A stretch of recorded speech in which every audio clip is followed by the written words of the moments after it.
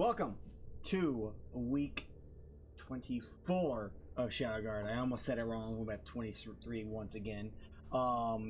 We are down Yeti today. We're not sure where he's at, so I once again will be playing him and being awesome. If you see him, call the authorities. Yes, because this may or may not be the last episode with Glod in it, potentially, for all we know. Otherwise, maybe next session, depending on how long this goes for. But we are actually at the end of an arc, possibly, which is exciting. This one's been going on for a while. But let's go ahead and do our quick, see if you have any announcements, Charlie. I have none. All I want to say is, hi, welcome to Shadowguard. If you're new here, this is a Dungeons & Dragons campaign about a guild of vampire hunters in the country of Ophrella. Vampire and monster hunters, and called the Shadowguard. And us three play members while the wonderful Amel here leads us through the adventure. So, welcome. As far as other announcements, just normal stuff. Space Case, our sci-fi RPG streams coming out this Sunday, Overmorning on Monday. And the last piece of news is I have not uploaded last week's episode of Shadowguard yet. I had a busy week. Shame on me. But I'll have both episodes up on time next week. Last week's episode and this week's episode will be up by next week's episode. And yeah. And I guess I'll go ahead and talk about my character too now. Go for it. I play Magnus Munch. He's a gnomish necromancer, but he's a goodly necromancer. He wants to use his necromantic powers to improve medicine of the magical variety and to just improve society. Although he doesn't really have a ton of remorse over death. He still generally tries to do the right thing. And cool. He's a gnome, by the way. He's a gnome. Very cool. Let's go on over to Luke then. Describe your character, a little bit about him. Oh man, let me tell you, I play Luke Warmwater. The pun is deliberate there. I am a halfling artificer extraordinaire. I build things. They don't always work to the best, but I build stuff. The team still lets me do things, and then they wonder why bad things happen. But I feel it's a good quality to have because at least it moves things along and creates drama. And it's very interesting. And, it definitely makes situations more interesting. Yeah, exactly. That's the goal. It's like interesting. Interesting. It makes it interesting, and yeah. So he feels like he's doing pretty good. Nice. Yeah, so we have a goodly necromancer and an interesting artificer. Let's go ahead and Elle, why don't you describe your character a little bit? Tell us about her. I play Elle Clark. Is a roguish human. She's determined to make something of herself, which is part of the reason she's in the Shadowguard, because it's like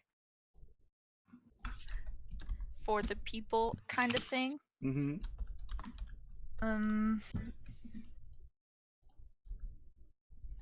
Okay. And the other two are shorter than her. That's the important thing. Oh, uncool. So we have. Whoa! Wait a minute here. We're not shorter than you. You're freakishly tall. Okay. I'm pretty sure I'm average tall. No. Just like the majority of all people, you are freakishly huge. Yes. Exactly. Exactly. Okay. So we also have Glod, who is not here, who plays it's Glod Rocksmacker, who is a dwarf that grew up basically working in the mines as a slave, eventually became a member of the Red Sun, which is another guild. Not really a rival guild, but kind of a solo hunter guild for monster hunting and whatnot, and was hired in the area to hunt down an elf, which he was gravely injured in the first fight with this creature, and decided to go get some assistance by offering a portion of the money to the Shadowguard for their help in defeating this adversary. To us. He's going to pay us for some reason. Yes. It was part of the agreement. Like, he gets paid, and he's going to give you a portion of the payment. I know it was part of the agreement. It was just a stupid agreement on his part. Yeah, it really was. Yes. But in that same case, you guys have traveled to Davenport after a 2-week journey. It's been about a month since God fought the Alp, and you've done some investigating, going through sewers, dealing with little children-like vampires that are like morphed. You fought in a brawler arena on the water. With the victory, went to L after then you were attacked by a bunch of drowners. Nobody really a bunch fought. of other people. Basically, there's been a lot of death and carnage. This all led you, with this, like Magnus, Luke, L, with all your little investigations you guys have been doing, led you to an orphanage, in the dirty part of the docks, where you went in there, kind of did a little bit of investigation and found basically a crypt or caverns below the orphanage, where you believe that to be the Alp's lair. You've traveled through it a little ways, dealing with traps and other issues and ghosts on your way. And the last thing we saw was you all entering into a large room with 6 statues of knights, with a very like elegant or eloquent looking coffin, with the like a carving of an elven woman on top. Luke, you read her name, and it was Clara something or another. We gotta find it. Sorry. Clara something or other. That's exactly what I put in my notes. I think I said it in Elvish, didn't I? It is in Elvish. It's Clara Rothanel. And as you touched it, Luke, just putting your hand on it, a large stone slab slid and slammed shut behind you, El and Glad, trapping you in the area. So what we see on the map is kind of what you see here. You see your 6 statues, you see the coffin itself, and you see a stairway over to the east, as you are now, and then the wall is obviously blocked behind you, the pathway you came from. What do you guys do? Well, I'm standing there. I guess I'm gonna knock again. You get Hello. Real quick, what was her name? Clara what? For my notes. Rothenel. Rothenel. Which Got it. I'm assuming Luke was going to share this information because that's the way you Yes. know who she is. So, but yeah, Yes. you knock, you go hello, and In Elvish, I might add. yes, you receive no response. So we're trapped in here currently too, right? I just want to make sure. You're currently trapped. There's a huge stone slab. You're not sure exactly how thick it is because it blocks most of the hall, or blocks the hallway. It fit very nice and neatly in there. And there is a staircase leading off to the east, as you can see on the map right now. So, yeah, you knock. You're trapped. What do you guys say? I'm gonna open the thing. Magnus is gonna be like, well, that didn't work out. And like start poking around the statues, observing them, seeing if he notices like any details, recognizes any symbols, emblems, that kind of thing. Yes. It was mentioned these statues of these knights have the symbol of a bat with red ruby eyes. Oh, that's right. Remember how I told Magnus how they're gonna come to life and murder us all? Which, as you've seen so far, they have not. I'm gonna open this thing. Am I strong enough to open this thing here? You're trying to open it? Why don't you Yeah! give me a Crowbar! Crowbar, you can have advantage with an athletics check. Yes! An athletics check, which I will fail anyway. That is the life of an artificer.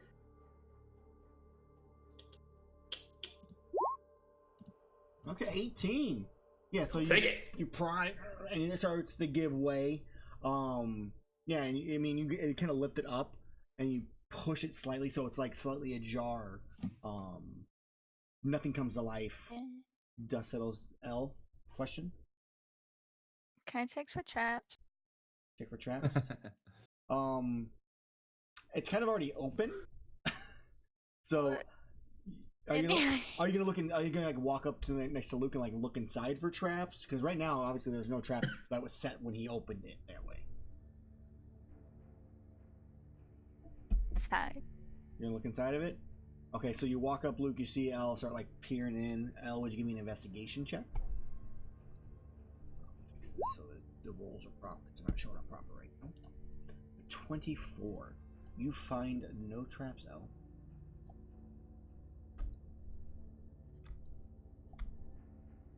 I look inside. with my dark vision goggles. Okay. What do I see? Well, there is moonlight kind of, glowing from L's weapon right now, Yeah, so you have a little definitely. bit of light.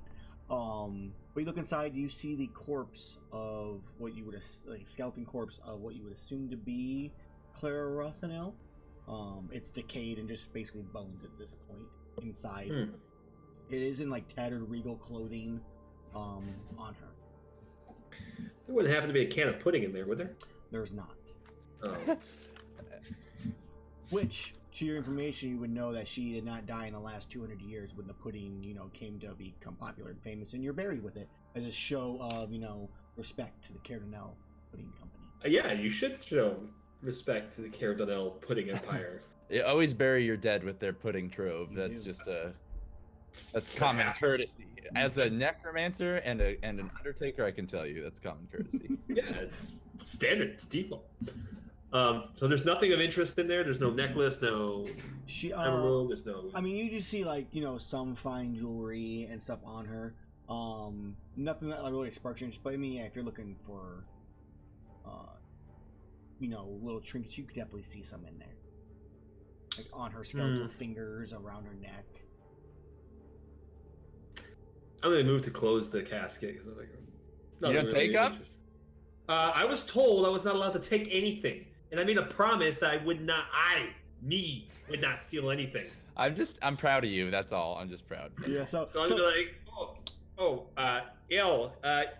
do you see all these little trinkets there, all up on there? As I'm saying it quietly to her, so only she and I can have this conversation. I think Glad's looking at the stone slab right now, looking over at you, Magnus, like, well, I don't know how we're gonna get out of this. Magnus is like, yeah, I don't know. I'll let them poke around for a minute, then we'll try something different. Well, we could always... Maybe I'll check the ceiling. I don't know how long it's been since I last cast Spider Climb. It's been a little bit of a trip. It's probably, you cast Spider Climb, it's been more than 10 minutes. Shit, then never mind. Magnus is like, but I do want to conserve my magical power if possible. Yeah. He goes, well, we can always look down the stairs. But let's see what we find here first. I agree. So yeah, during this time, you're talking to L. Go ahead. So hey L, I'll give you 15 gold to stack that stuff for me.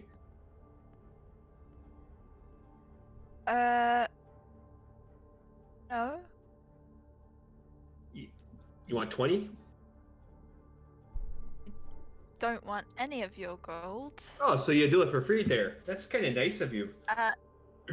No, I also don't want to steal because Magnus advised against it.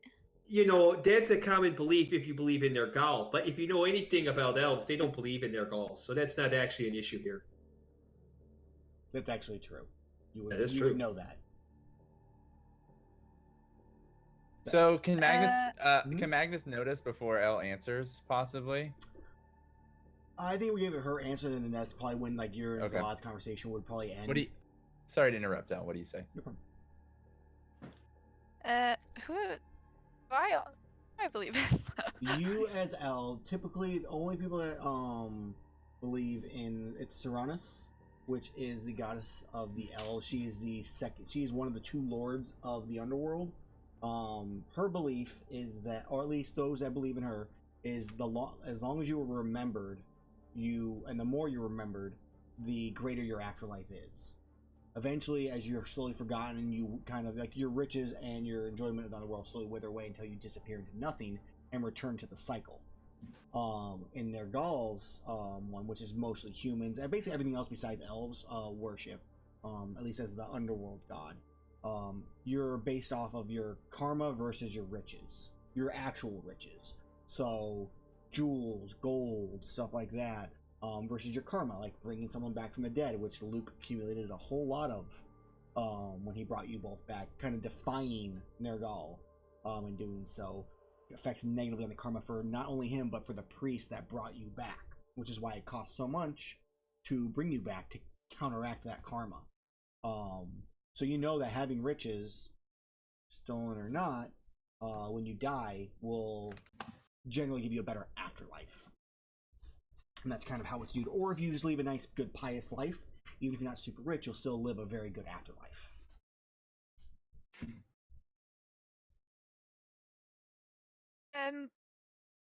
Suppose these people are dead. They don't really need it anymore, and nobody comes down here. You know, I actually think it'll be better remembered if we have those items, don't you know? We can split it halfway in half, you know. They don't need to know. I mean, no one else is using it, so I don't really see a problem with it. As I like usher like in here, like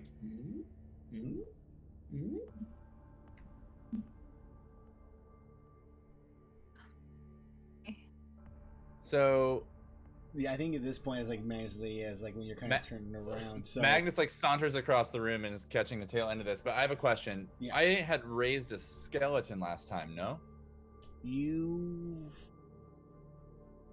I can't freaking remember. There was a skeleton. No, there was not a second skeleton. You dropped them off though, right? You're thinking of Stitches. Yeah, you're thinking of the two that he raised that he returned to the morgue.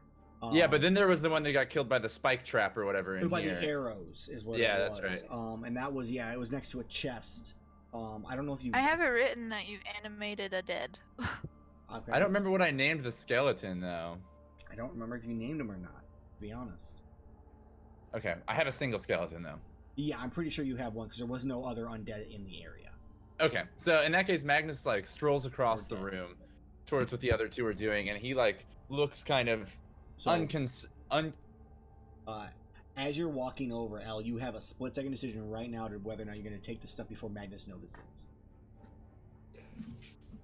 You have 10 seconds to decide as a player. Okay. Why don't you just let me finish my roleplay instead? Because Magnus looks down into the sarcophagus and sees the dead body, and is like, "Where were you 20 minutes ago?" And then he like looks back at his other skeleton, like, "Could have used a friend for old bones back there." And then I'm gonna like Magnus notices all the jewels and rings, and like kind of looks over the skeleton and looks back up at Luke and Elle, who are standing right there. And Magnus has no idea what they've been talking about. He's like, "You might as well take their trinkets. They're elves. I mean, they're not going to miss them." And then like casually walks away, like just like peering at investigating other things in the room. So I said I wouldn't take anything. Are you gonna take them and hand it to me as a gift? Because that would be very generous of you. I have some.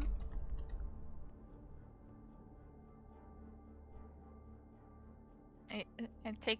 Okay, you take them. Give All right. So part to. Okay. Okay. So there are 4 rings. There's 1 amulet. All of them. She says she gives you some. 2 rings. Okay. And I kind of want to give the amulet to Magnus. Okay. So you'll have 2 rings. So you'll have 2 rings. Luke will have 2 rings, and he'll take the amulet. Do you say like what do you do to give me the amulet? Like just walk over and hand it to me while I'm like on the other side of the room investigating stuff? Yeah, after I hand Luke the 2 of the rings, I walk over to Magnus and I say, necklaces. Well, it's not. Amulets aren't necessarily necklaces, are they? Or are they? Yeah, usually, yeah. Necklaces seem more your thing. Luke and I have rings, but this is. Someone's typing really loud.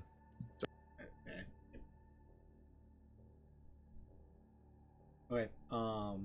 So I'm sorry, I missed the roleplay because of the typing. I didn't. It's very clicky. What happened? Luke and I both have 2 rings, but this seem more like your thing. So this is for you. Oh, that was very thoughtful, Elle. Let me look at that. And, like he takes it and looks it over. Now, can I make a check to see if I recognize it as magical? I do have Do you have detect magic? Because I feel like, I mean, in general. No, but I have the what is it? Gnomish cunning? No, that's not it. It's Artificer's lore. When you make an intelligence history check related to magic items, alchemical objects, or technological devices, you can add twice your proficiency bonus. So it doesn't necessarily, like, I guess, show me if it is actually magical, but if it's like has recognizable magical symbols on it. Okay. Yeah, we can go ahead and make that roll on it. So that would be It's a history. Yeah.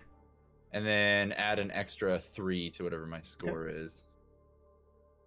Where's my history? Boom. So 9, 10, 11, 12, so maybe not. You're not really able to tell if it's magical or not. Regardless, Magnus is like, oh, thank you, El. That was very considerate. I do want to make a commentary. Uh-huh. I don't know if you read it or not, but I just nonchalantly just put them on without thinking about it. It's like, oh, Okay. I'll store these here. Right. You put them on, and yeah, nothing happened. I think I was expecting- Magnus also will like take his hat off, like his big ass hat, and pull the amulet over his neck, and then put his hat back on. So you put it on. Same thing. There's nothing like you don't feel any ill. You don't nothing like that. And then yeah, Glad kind of stumbles up and goes, "Well, what about me?" What about you? As I like look over at the staircase, start moving that direction. You know what they say: sharing is caring. I'm sorry, Glad. Did you want this? No. You have one, but they both have two. You don't seem like a real jewelry type, you know. I figured the next thing we find, we could pick out something in there for you. Fine. The next thing. She's right. Gold isn't your color. It's almost like my name. That doesn't mean it's right for you, dear. Magnus says as he like walks away. All right. Well, should we go down the stairs then? I don't see anything else or any way through that thing.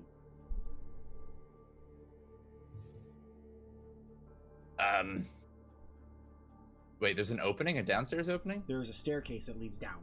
Oh, I thought we were fully trapped in here. No, map, staircase. I mean, yeah, that doesn't. The map is black all around the room, so I didn't know if it was like closed off or not. I have it so that it's the dynamic lighting and all the other stuff. So as you move around, it'll update as you move. Oh, fancy! I see the line of sight now. Okay, Yeah. I see. So, and during this process, I'm gonna start sending Reginald downstairs. Yeah, Magnus is like, yeah, good idea, Luke. We'll let him scout things out. Do you want me to send Bones as well? And I like look back over the shoulder at the skeleton who's just like standing there with its mouth open. You know, I think that Harold over there can do quite a good job. You know, what if there's a loose step and your little skeleton guy there just kind of falls apart? That'd be kind of a shame, you know. Yeah, so he's we'll just send him down there. He'll be fine. You know, he's made of you know, whatever I made him from, spoons or whatnot. You made him from spoons? You know, I kind of had to be resourceful and use a little bit of everything, you know. I guess robbing an entire shop helps out. I didn't, you know, rob it. You know, it was going to be looted or burned anyway, so I just kind of liberated it. You know how it is. I'm not trying to argue. Whatever. Send Harold. We'll see what he finds. Yes, you know, that's kind of the plan there. Okay. So you're sending them on down. I'll let you move him in this situation. That's fine. Here. So he enters. I'm not gonna actually move him on. I'll bring him and bring him back. But he goes down into the area, kind of looks around, and he comes kind of back up once again. And he's looking at you. Well, what does that mean? I don't know. I haven't asked him any questions yet, Magnus. Hold your horses, you know, or your ponies, or whatever they use. I think they're ponies, right? I don't even know. Ask him. Okay, Harold. So, is there anything dangerous down there that poses immediate threat to me specifically? It's 2 for no, correct? 2 is yes, 1 is no. Oh, then it's just Great. You know, that's wonderful. I'm gonna go ahead and go down there. That's all that matters now. As I walk down there. Wait, let's send Bones ahead. That way, if anything jumps out, he'll take the brunt of it. Bones, go! And then I like point at the staircase. It like starts like shambling towards you and walks past. I imagine when it walks, it's all like basically like, clicking, like just a pile of bones clicking together. It is not very quiet. So yeah, you travel down into the staircase. Bones does. And I mean, how long do you wait for him? I'm just gonna walk like 5 steps behind him. So you're like next square past. So Just far enough where like if an axe swings out of a crack in the wall, it hits him and not me. Okay. So you guys walk down into this area and you enter into a small room held up by 3 large pillars. And you can see on the south, as I'll move you guys down here. On the south wall, you see 2 busted open coffins with corpses splayed about. Oh goodness. Kind of a complex shaped room. So we came from the staircase here, yeah? Yeah, let me sure I get that. Cool. Oh, I see. All right, cool. I guess I can move my token around a little bit, huh? So, yeah, Harold, go ahead and crush their heads if that's it. I don't want to run the risk of, them coming back to life. Okay. Yeah, he walks up and... Oh, Magnus is like, wait, stop! When it starts, like, pounding on the first one. Okay. It's going to be like, device script. Does it stop? Yeah. Harold, hold on a second there. Yeah, it's like got it in its mouth and starting to crush. You start to hear it, and then it stops with its skull still in it, like in its head or in its mouth. It kind of like turns and looks and moves the body slightly. Luke, you've been traveling with me long enough to know that we can just do a simple burial rites, like these people deserve, and I'm sure they were granted at one point before this crypt was corrupted. But there's no need to desecrate their bodies. It just takes me one moment, and like Magnus starts like pulls a bunch of sage and like a canister of salt out of his bag. It's like, I can take care. If you plan on burning sage, that might give us away, to something that's got heightened sense of smell, I mean, I can do just a salt ritual. They are worshippers of Seranus, not Nogel, after all. Are these elves?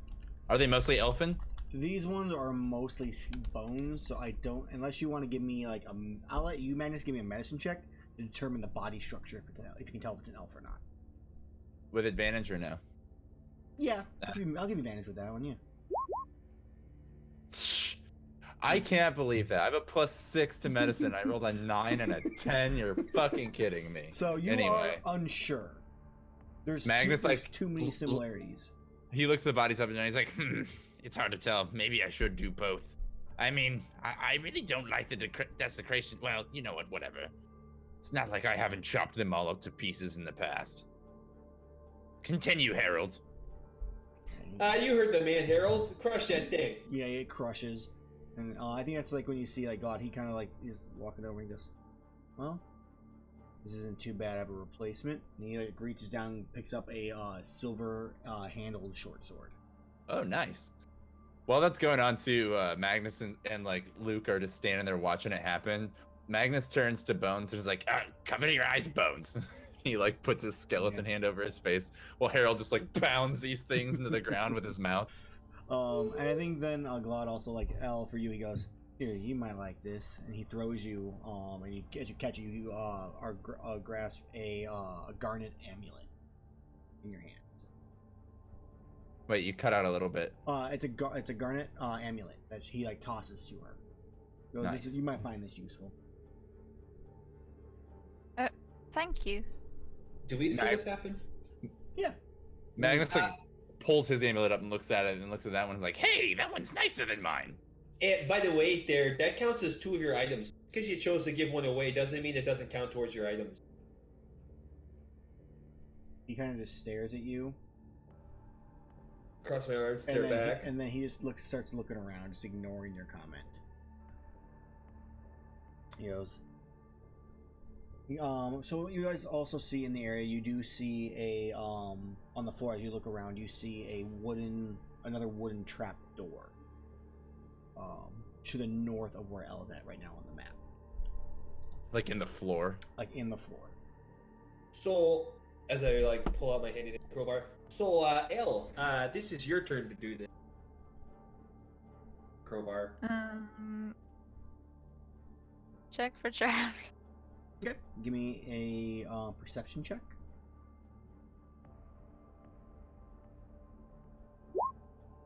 You see no traps. You're pretty confident there are I'm no gonna traps. take the crowbar now. You taking a crowbar to it? Yeah. Advantage instantly. Wait, can I like assist her or? She's got 10 to athletics. She doesn't need our help. L, you reach down with the No, I crowbar. meant on the perception check for traps, not the. Nah. She sees no traps. But yeah, Ellie. So you reach down, Okay. you start pulling up with the crowbar, and it's not locked. It's not like stuck down. You just kind of like lifts up with ease and opens up. It's pretty big. And it opens up into a staircase leading down. Another staircase. What do you see, El? There seems to be another way down. Mm. And it seems to like Oh. turn Okay. at some point. Can you You see know- past the bottom of the stairs? You cannot see the bottom of the stairs. It curves. No, it turns a little. Should we send Harold? I turn and look at Luke. As Harold's already like going there, it's like you even have to ask. It should already be obvious. I'm sending Harold and everything. Mhm. A little, What are fearless little guy there. what are the instructions you give Harold? Harold, go down there and see if anything poses a problem to anyone my height or shorter. Like to the bottom of the stairs or where? To the whatever you think's best. What's the intelligence of this thing? Let's find out. It is a 3. So it's yes. Wisdom's pretty high though, right? Is it wisdom high enough or no? Right. Yeah, I think we have a good idea. So, I don't have it pulled up, so. yeah, so it travels down and curves around the staircase out of sight. It disappears for probably another minute or two again, and comes walking back up. Looks at you. Well, What? you gonna ask it a question? So, is there anything bad down there that I should be worried about?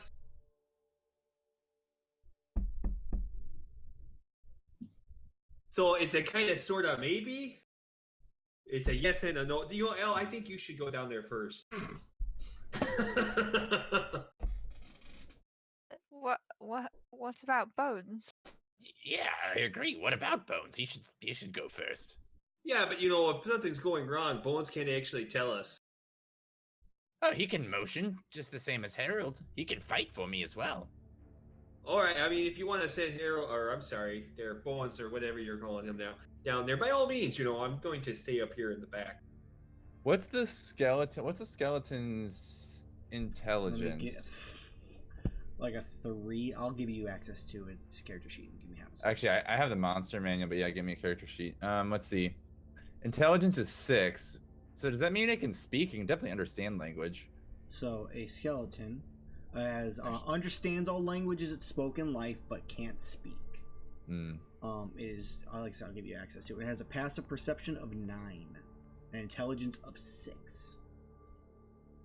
So it could technically write, possibly, as well. No, it's a 6. I mean, I guess under an 8 means you're illiterate, right? So yeah, I guess not. I mean, so Magnus is gonna be like, well, I mean, let's just follow him down. I'm not saying we wait. I'm just saying he goes first. That's all. Then now. Do we have some time here? I can always cast detect magic, and we can see any kind of trouble that may be there that might not be sensible. That's true. I mean, it never hurts. It doesn't cost us any resources other than time. We have 10 minutes to spare. Okay, I'll get to work on that right now. Okay, so you just 10 minutes. 10 minutes doing that. You guys do anything else in those 10 minutes, or we just kind of fast forward? I would say, let me see what rituals I can cast. So I could conjure an unseen servant for the next hour as well. I think I'm gonna do that actually. Okay. As a ritual. I don't have it prepared, but that's fine, right? It's in my spell book. Yeah. As long as I cast it as a ritual. I believe so. Can I ask a question? I'll double Because check this is fast. gonna take about 10 minutes, is that a short rest period that we can just make it into? Or is that something we shouldn't be using right now? I mean, that's up to you guys. I mean, yeah, we just have to wait longer to make it a short rest. I'm fine on hit points. I could stand to gain some spell slots back, which I can do on a short rest. So it's up to you guys. So Magnus is gonna be like, Well, I do have a ritual I'd like to prepare as well, just to help us, but if I had a few extra minutes to study my spellbook, I could recharge a bit of my arcane energy. Fix a few more spells in my mind in case we run into trouble. What do you say?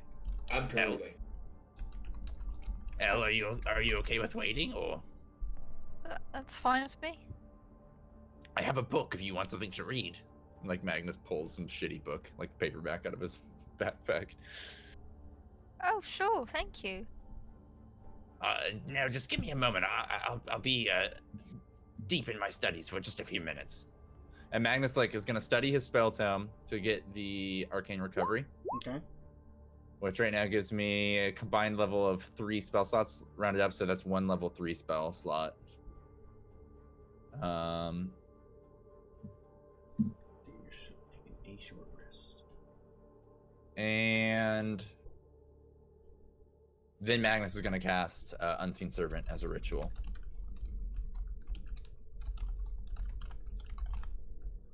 And it lasts for an hour. Okay. So you have Unseen Servant, you finish your Detect Magic, you guys spend about a half hour or so in this little cramped area. It's quite cold, as mentioned before, because you guys are underground quite far at this point. You're not exactly sure how far, but you don't really feel the warmth of the earth at all. Or the sun, in this case. That's why I'm wearing winter clothing right now. Yep. So it's freezing cold, huh? Yes. Magnus is gonna wrap his cloak around him and be like, this garlic isn't keeping me warm. Yeah, I mean, you especially feel it coming as you guys were sitting on the staircase for a while, you can feel the air from below even colder. You can feel little drafts here and there. So, quick question. Now that I have my detect magic on, does any of the trinkets we picked up happen to glow in any way? No, none of them Nothing. happen to glow. Nothing. No. Alright. Cool. After your ritual's finished, I think Magnus is going to be like, what do you see, Luke? Anything interesting? Can you see anything down the stairs? Do I see anything downstairs? You look down the stairs. No, I mean, this is thick stone, so detect magic only sees through, I think it's a foot of stone, maybe even less than that. I'll have to double check. No. But yeah, what you can see in front of you, you don't see anything magical. No, I don't. There. Then Magnus looks over to Elle. Elle, are you reading the book? What are you doing? Yeah, just chilling, reading. Magnus is what do you think of the book so far? Oh, it's interesting. What is it? What is it? I don't know. It's Flintlock Gnomes, a detective novel. Exactly. About a gnome detective. This man is very clever. Yeah, indeed. I love the way he writes all the details of his deductions. Quite interesting. Regardless, are you ready to go? I believe Luke is prepared. Yeah, here, hold this, Elle. You might need it. Lantern overview. Continue reading this later if you don't mind. I'll just keep it with You me. can hold on to it for now. That's fine. Just return it when you're done, please. Wait, are we talking about the book or the lantern? The book. Yeah. Okay. Do you I take hold the lantern. Yeah. I grab it. So I will point out to you, Elle, that if you take the lantern, you'll either have to drop it to use your weapon, or you won't be able to use your weapon. You have to hold on to it. But your weapon also glows. But the lantern revealing can show invisible things in its light. How far does my sword The sword glow? glows out to 20 feet, right? I think it's moonlight? 20 feet of it's 20 feet of bright moonlight, and then 20 And feet then of 20 dim. more. I Yeah, believe. that I'll makes- double check it to be sure. I think that's right. It's similar to a moon-touched weapon. Yeah. I like moon-touched weapons a lot, by the way. I'm glad you I included wouldn't that. mind just using that then. It's actually 40 foot and then 20, but maybe I'll adjust that. 40 Nice. foot of normal and then 20 foot of dim moonlight. Dim. That's pretty good. I mean, if not, we can have Brittley. We can have Peanut Brittle hold it. You also have your unseen servant that can hold on to it. That's true. I'll tell the servant. Magnus is like, servant, carry the lantern and follow L. You feel like you hear it salute you, as it then reaches out and grabs the little lantern. Yeah, now it's just kind of a floating lantern now. Perfect. Oh, that's kind of a neat trick. We should do this more often, you know. Well, do you remember the battle with the orcs? Oh, What yeah. My unseen servant was very handy with the bullseye lantern that day. Oh, I think I kind of remembered that. I don't think Glad would remember that. I think he was knocked out at the time. Yes, you were mostly off doing your own thing during that battle. I was helping out at other places, took down a troll myself single-handedly. I thank you. Sure. Like, Magnus rolls his eyes, not believing him. Oh, that's about as tall as a tail as I am. We flash back to watching Glad like on top, like literally like Legolas and like launching arrows into his back. Like in the rain with like people circled around him, like and then we lightning crashes as he like stabs into its head, and then it cuts back to us. It was a massive storm during that time too, so it's perfect. I would like to point out, Aaron, that going down the staircase, Luke would be using his mace he has as opposed to his gun. Because that shooting a rifle on the ground is not a smart decision.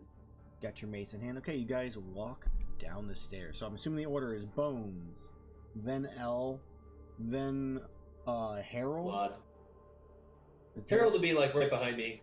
Okay, so Harold would be behind you. So yeah, Glad third for sure. Glad third. Then I would assume Luke, the Harold, and then Magnus. I think I would be in front of Luke. Okay, so then it's Luke and then Harold in the back. Yeah, gotcha. Yeah. Okay, so as you walk down the stairs, the gray stone walls that you kind of been dealing with through this entire area change into white marble. The air grows colder. Your footsteps echo ahead of you as you travel down. As you reach the bottom of the stairs, in front of you is a richly decorated passageway. The floor once fine tapestries are I don't know why I had this written wrong. Well, basically you see along the floor it's the same rich white marble. On the walls you see once fine tapestries that are still now moth-eaten and dirty that cover the walls. Suits of rusted armor can be seen standing tall next to a broken statue of a woman. As I'm going to move you guys to a different part of the map here. Any of them glowing blue? Multiple statues of women or just one? Hold on. So it's going to be L. It's like right here. Boop. There's L. Hey. Glad. Then Magnus. Luke. Ignore the little X's though. Alright. Let's move you guys over on the map. Boom. Okay. So, L, you would see this. I'll put you guys in front of it here. Oop, I have your Bronze Scout on accident. Has my view distance changed? Very close to me. Oh, hold on. Yeah, it wasn't edited on this one properly. 20, because I wasn't prepared. You have the light. There. Now you should be able to see better. Okay. So in front of you is a you see two statues in the both corners, and you see the broken statue of a woman. Would the group please all give me just a straight intelligence check? Sure. Does it seem like a human woman or an elfin woman? Looks like an elfin woman. Straight intelligence? Straight intelligence. I just always roll so bad on things I'm good at. If I have a high score in it, I'm guaranteed to make a bad roll. There's no point in me having had Glad this one because he would not recognize. So L. Oh. So I think Magnus, you recognize her. Luke, you recognize her first though. It looks like you see like the marble head like rolled off to the side, still fully formed, but the neck's broken. It looks a lot like Eleanor. Hey, this kind of looks like And then Nancy. I think like Magnus finishes your sentence before you say Nancy. Magnus is like Nancy, or you say it at the same time. Yeah. And then like Magnus is gonna step over the rebel and roll the head so it faces L, so she can see it real well. You see the resemblance, El? Which you would if they pointed out. Yes. But Nancy was just killed in this town. I'm not sure what you mean. No, No. I'm sorry. I meant Eleanor, the witch who burned down that tavern around us. Well, I guess we burned it down, but she filled it with zombies. Oh yeah. We I did can burn see it. it. Raxus's matron is my guess. So I think we should kind of keep this marble head. Is anyone opposed to me taking this with us? As I'm like picking it up and putting it in the bag holding already. No, it's an interesting clue. Definitely something we can give back to the guild as a show of evidence. Okay. As you see that, L, you do see the pathway kind of leads continually on, and eventually looks like it opens up into another room. Where inside, from what you can see now, you see a statue, another knightly statue, and you see a carpeted rug, with a stone sarcophagus. It looks like to be in the middle of the room, from what you can see. Before we continue on, can I investigate the statue further for carvings or writing, or go ahead. Let's see what you find out. Or any other details that might give more information about it? Investigation? Yep. Is there any magic? Yeah, there we go. Finally. So Manus, you find like kind of off, like low end, kind of almost like fine print, in a sense. Some kind of writing in Elvish. You recognize the language, but I don't think you can read Elvish. Oh, somebody who can.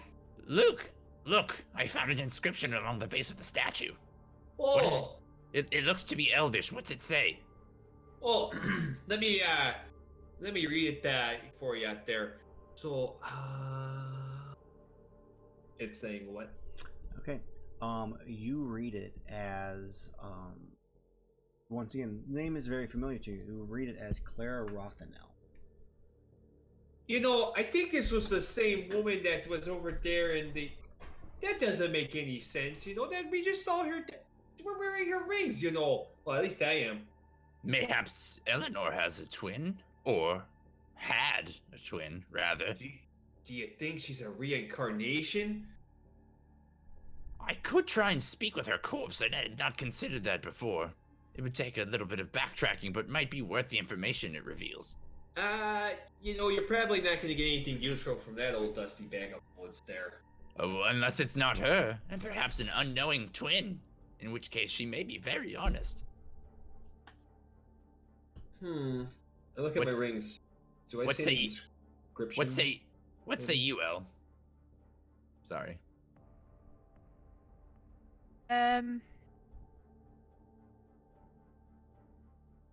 Twin could be possible, maybe. I'm not so sure though. Do we even know what Eleanor is? Well, she may have once been an elf, but regardless, I can speak with her spirit, at least for one quick question. I gotta ask you a question there, Magnus. Do you only need the head to talk to the spirit, or do you need the whole carcass?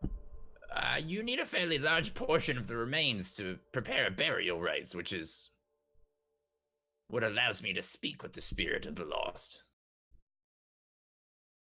The one, you know, this is really fast. The one that you guys would remember, because I mean, it has happened. Eleanor, when she spoke to you at the original bar, the Admiral's Arm that you went into, she was impersonating a lovely elf with long blonde hair, whose hands were stained with colors on, with different colors, but that ended up being blood. But she was imitating an elf. Did you know that? It'll only take me 10 or 20 minutes. It might be worth speaking with her spirit. I agree. You know, if the consensus has already been made, I'll just kind of poke ahead a little bit, do some scouting if you're okay with that as well. What if you run into the Alp without us? Then you know it was a pleasure working with all of you. What if you run into something else? What do you care, Glad? You want me to die anyway. I don't want you No. to die. I need you to help kill the elf. I agree with Claude in this occasion. I'm sorry, Luke. We've run into so many traps. Who knows what else is down here? I ran into the traps, not you, so I'm definitely the one to find them, if you know what I'm saying. We are all instrumental in getting as far as we have. We're a team. Now, if you don't mind, we did make concessions when you wished to rest. I found something to fill my time. Can't you do something for 10 minutes? While I find more important information for our group? I think it's worth researching, checking out. Especially if this is whoever this Eleanor you're talking about is. It could be useful. I suppose that's fine, dear. As I point to the stairways reluctantly while motioning Harold to hold his spot and scout ahead anyway. So, first of all, we need to decide what question should I ask her. Should I ask if it is the Eleanor that we know now? As some sort of evil being? If she has no clue, that might be a wasted question. She'll know who she was. I think we should have this conversation on the way up there to save some time. Oh, you guys are walking up. That's fine. So we start walking up. Yeah, while we're talking. Are you sure? I mean, what else should I ask her? If I ask her if it's her sister, that's a much more limited answer. If I ask if it's actually her and it's not, that clears a lot up. Why don't you just ask who she is? Well, she can only answer yes or no, unfortunately, my dear Claude. That is a problem. You should ask her if there's any pudding nearby. That's a dumb question. Agreed. That's the least of our concerns. And Magnus is gonna rifle around in his pack and pull out a pudding from his rations and hand it to Luke. Here, this'll tide you over. Your spirits, perk up as you walk up the stairs. So you arrive in front of the coffin. It's you push it open easily enough. The corpse is still in there, mainly bones. If you want another couple seconds or another minute to really decide on a question, you're more than welcome to. Nah, I think I got what I want. What? So Magnus is going to do burial rites. Okay. You're well versed in spirituality and respect of the dead, allowing you to perform a ritual to sanctify a corpse, preventing it from being raised to undeath, unless it already has been. You may also perform these rites for a spirit of a deceased creature if it is present willing, allowing you to ask a single yes or no question of the deceased, if they agree to answer. So Magnus is going to, she's an elf, so yeah, he's gonna pull out salt and laurel and a few other things that elves use in rituals to. It's Surinus, right, for elves? Yes. And he's gonna make a salt circle around the coffin, set up a few different little kind of burning onks and stuff like that, and speak the only Elvish he knows, which is this burial rites for Surinus. And he basically just has it memorized. And Magnus sits in front of her and concentrates for 10 minutes while he releases her spirit. Okay. Or tries to. Right. I think in this case, her spirit was released. This is more, you're almost called a spirit back for a temporary point. Spirit rises, the mouth of the skeleton pops open and you watch the spirit kind of float out and up, kind of hanging above the coffin. She looks, actually, why don't you give me an insight check? Thanks. All right. Boo.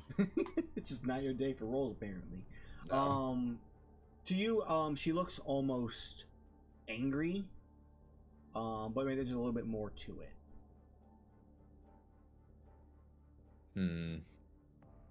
Magnus is gonna try and calm her down, be whoa, it's okay. I only wish to ask you a question, then I'll set you free for good. I promise. Please, spirit, be calmed. I mean, the face doesn't change at all, but it means she's not making any movement or anything like that. So okay, so Magnus is gonna be oh, great spirit of the dead, I only have one question to ask of ye. Are you, or have you become, the Eleanor that I know now, the matron of Raxus the Undying? Yes or no? Yeah, it's kind of a little bit of a pause, she's thinking. She just looks at you, and you just get a, and then she fades away. So you get a no, and she vanishes. Do the rest of the party see/hear that? Yeah, they're all there, so I would say yes. So I'm gonna turn to everyone and be like, interesting. Maybe it was a twin. It's not her. You know, maybe Eleanor just took her form, and this is Eleanor's first victim. That could be. It could be that as well. Regardless, it's not actually her grave, but maybe it will reveal more information about her. These statues do bear the mark of Raxus. And I point to one of the bats with the red eyes embossed on the nearest statue. Mm-hmm. Regardless, I think it's best we keep moving. Elle, if you don't mind leading the way, I'll send Bones out in front. Sure. All right, let us continue. If you're quite done, Luke.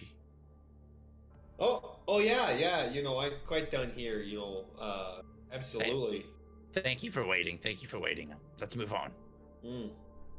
Okay, so yeah, we kind of fast forward down the stairs. You guys end up basically right where you're at. I'm assuming the same marching order. Yeah. Except in this time frame, Luke, your detect magic would have worn off.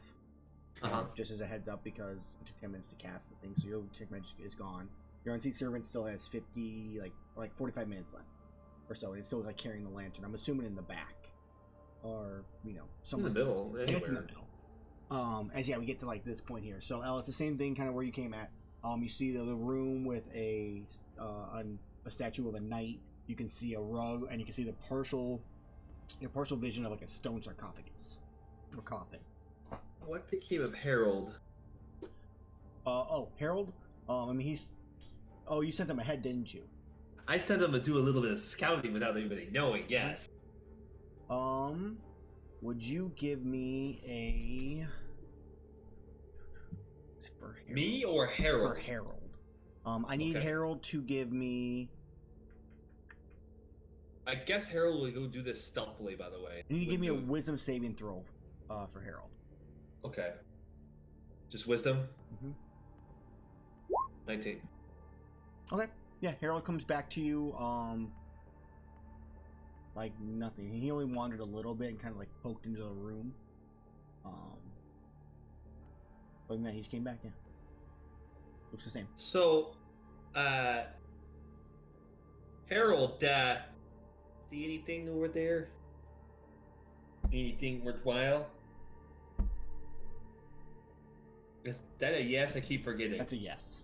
Okay. Oh, okay. Is there any traps or anything? Oh, okay. So there is something over there. You're just not quite sure what, right? He doesn't know. That's basically what you're getting. We need to work out a better system for talking to this strange creature. Harold, what do I pay you for? It's ridiculous, You get 4 taps, which basically you translate as you don't pay me. You don't pay me. That is kind of fair. I don't actually pay you. Was there anything alive over there? Alive is a subjective term, anything moving that shouldn't be He moving. taps no. Okay, so Harold says it's all good to go there. Who's leading first there? It's your Bones, right? L is in. It's Bones, then L, then Glod, Magnus, Luke, Harold. No, Harold. Yeah, I guess Harold would be back in the back now. Yeah, he would be back in the back. He waited, and that's kind of where you guys were going. Okay. Okay. So, as you're walking forward and coming around the corner, you all see Glod just last thing he's wait, and that's when you all watch kind of a magic circle expound outwards surrounding. Let's see, I don't know if it's gonna get all of you or not because of how many people you have now.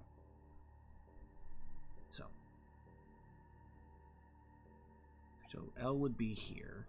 We're gonna put this in the proper spot. L, you would be here. Claude would be here. Magnus, you would be here. Luke, and the Scout. Scout is immune to it anyways. So I think you all are within range. Yes. Okay. So everybody is within range. I need everybody to make me a wisdom saving throw. Okay. It's like the circle like appears on the ground and just expands outwards. Said wisdom save. Mm-hmm. Now, part of my gnome cunning, I have advantage on all intelligence, wisdom, and charisma saving throws against magic. This is magic.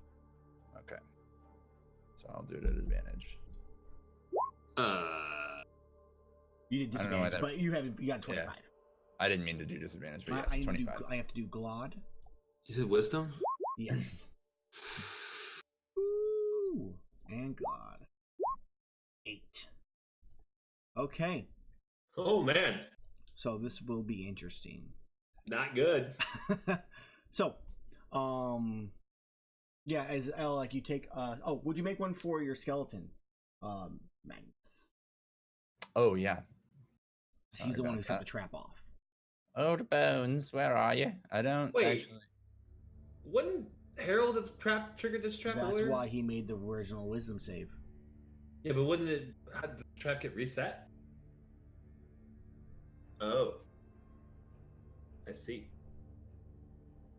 I guess that's a trap. That lying piece of shit.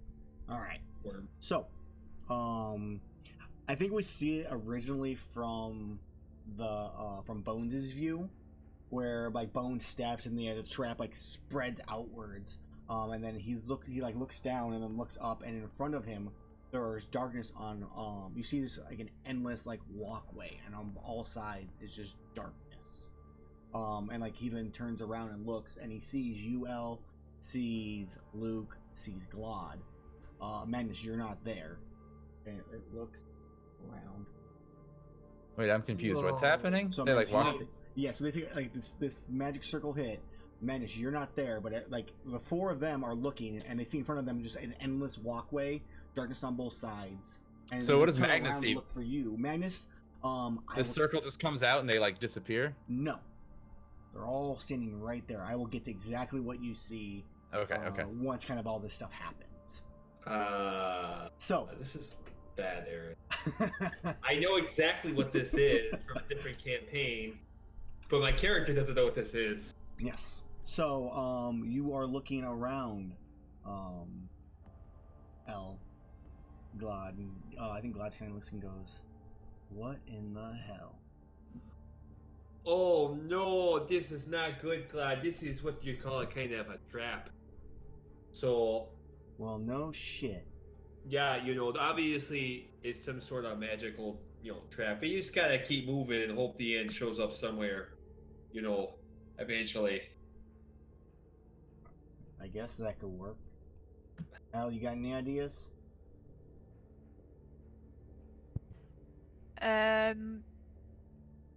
Well, there's a pathway. I mean, it's the worst that could happen. We walk for a really long time, get eaten by something, attacked by things, stuff comes out of the darkness and pulls us in. Right. Okay. Right. Right.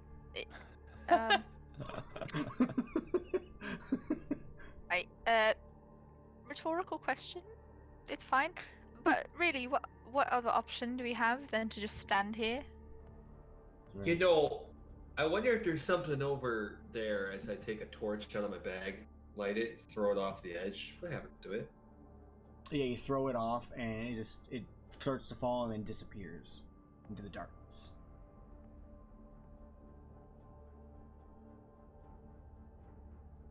Well, that sounds horrible. There's worse ways to go, I prefer taking my chances walking this path. I think I'd have to agree than jumping into darkness. I have an idea here. Let's push the skeleton off and see what happens. That sounds like fun. Yeah, okay, God, that's all you. God just pushes Bones and Bones goes flying and vanishes into the darkness. Well, is there anything down there, Bones? I mean, that was fun. Bones doesn't respond. Maybe we should have had somebody that can talk fall off. God, you can talk. Why didn't you jump off? You're nuts. Oh, I'd like to see you try there. El, show this man what we're made of here at the Shadowguard. We're made of teamwork, and this is not that. I would have to agree. Bones was fun, but I ain't jumping in that. Oh, what are you, scared? I'm not stupid. Oh, you're afraid of the dark. You know what? I'm with L. Let's start walking. What's the worst that could happen? I ain't going anywhere. I'm sitting here. Sit down. I look at you, L. I think if we leave him, he'll probably come. If we don't find anything and you haven't come to find us by then, I suppose we'll probably. Good luck sitting. Yeah, Thanks, it's comfortable if here. anything's coming from behind us, just make sure you scream like you normally do and let us know. If anything's in front of us, just pass out and be the dead carcass we used to, or every time, you hoser. Let's go, L. Alright. You guys start walking. Okay, so you go walking for a while. And it's been maybe like you continue to walk. How long do you go for, L? Like 10 minutes, an hour. How long? Maybe like 15 to 20 minutes. Okay. We'll take a break here very shortly. So you walk for 15 or 20 minutes. I think as you're walking, L, that's when you have like I don't know if you would consider it a vision or hallucination or something, but off in the distance in the darkness, you see Valna. She just looks at you and just smiling, like waving, like kind of like beckoning you to her off in the darkness.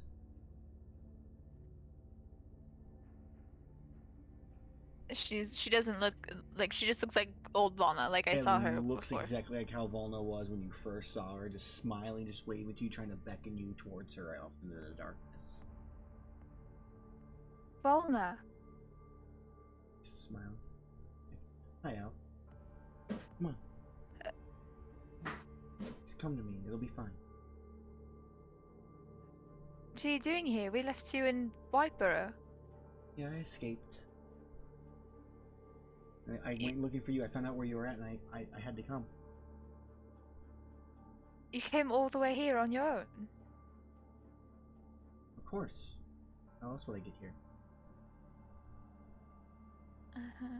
Just come. It'll be fine. Is Elle smart enough to make like a check of some sort? I mean, you're talking to Valna in the middle of darkness. There's nothing else surrounding her. And she seems to be like standing. Probably. Do you want to make a check? You can just use your own intuition if you're not sure. You can make a check.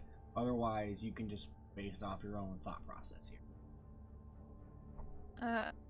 Okay. Yeah, I think she's. I'd like. Well, I mean, she's pretty low intelligence. I'd say I'd like to think she's smarter than that, but she's actually not smart. Well, average intelligence is a 10. So you're above average on intelligence by a little bit. Okay. Alright. Then yeah, she's probably fine. You shouldn't be here though. There's no way you can be here. I don't know what you're saying. Things off these ledges. I'm here, obviously I'm here. How can you treat me like that? Just come here, I'll make it all better. No, you can't be here. It's not possible. And then, like, as you say that, that's like when she like vanishes out of sight. And that's where we will take our break, and we will come back and see how the rest of this little trap goes. So we shall return, guys. Be right back. We are back, and they are now unmuted, perfectly planned out. Okay, so yeah, Elle, you have that first hallucination. I think we're then gonna go over to Luke. Look, you're napping for a second or two when the first vision you see is of your parents, like your halfling parents. Oh, hey! And look What at the you. hell are you doing here? And they kind of look at you like, "Luke, it's good to see you. How you doing?" I was doing better before you showed up. I'm sorry to hear that, but good news. Come to take you home. I don't want to go with you, though. You don't have pudding. We can get you pudding. No, you can't give me pudding. My elven family can give me pudding. They got a pudding factory. What do you got? Our love, we have love. Love doesn't fill the empty gullet here. And he's kind of like, yeah, with that same like insult, that's like they vanish and disappear. Stupid halflings. They don't know anything about pudding. Sound angrily. I want pudding. I think for Glod, it is the first thing we see for Glod is a person like offering a bounty on like a hunt with like worth like a bunch of money. He looks at it like, that sure is tempting, but I'm not that stupid. I ain't going out there. And he kind of like disappears. So El, do you go back towards where Luke was at? Like you walk 20 minutes, that hallucination hits, and it's like, what the fuck? You saw Volna. How does Elle in general feel about that? Like seeing her for the first time in so long. Well, she had already been like thinking about her this whole trip to Davenport, and she was like starting to get back in the mindset like, okay, I need to finish this job, and then here she pops up again, so it's definitely hard on her, and she just like really wants to get this done and get back to White Burrows. She wants to finish it as quickly as possible, which may lead to it not being efficient, but yeah. Okay. So at that same point you saw her, do you turn back and find Luke, or do you continue onwards? Glod, do you think we should go see if Luke's okay? I think he's doing okay.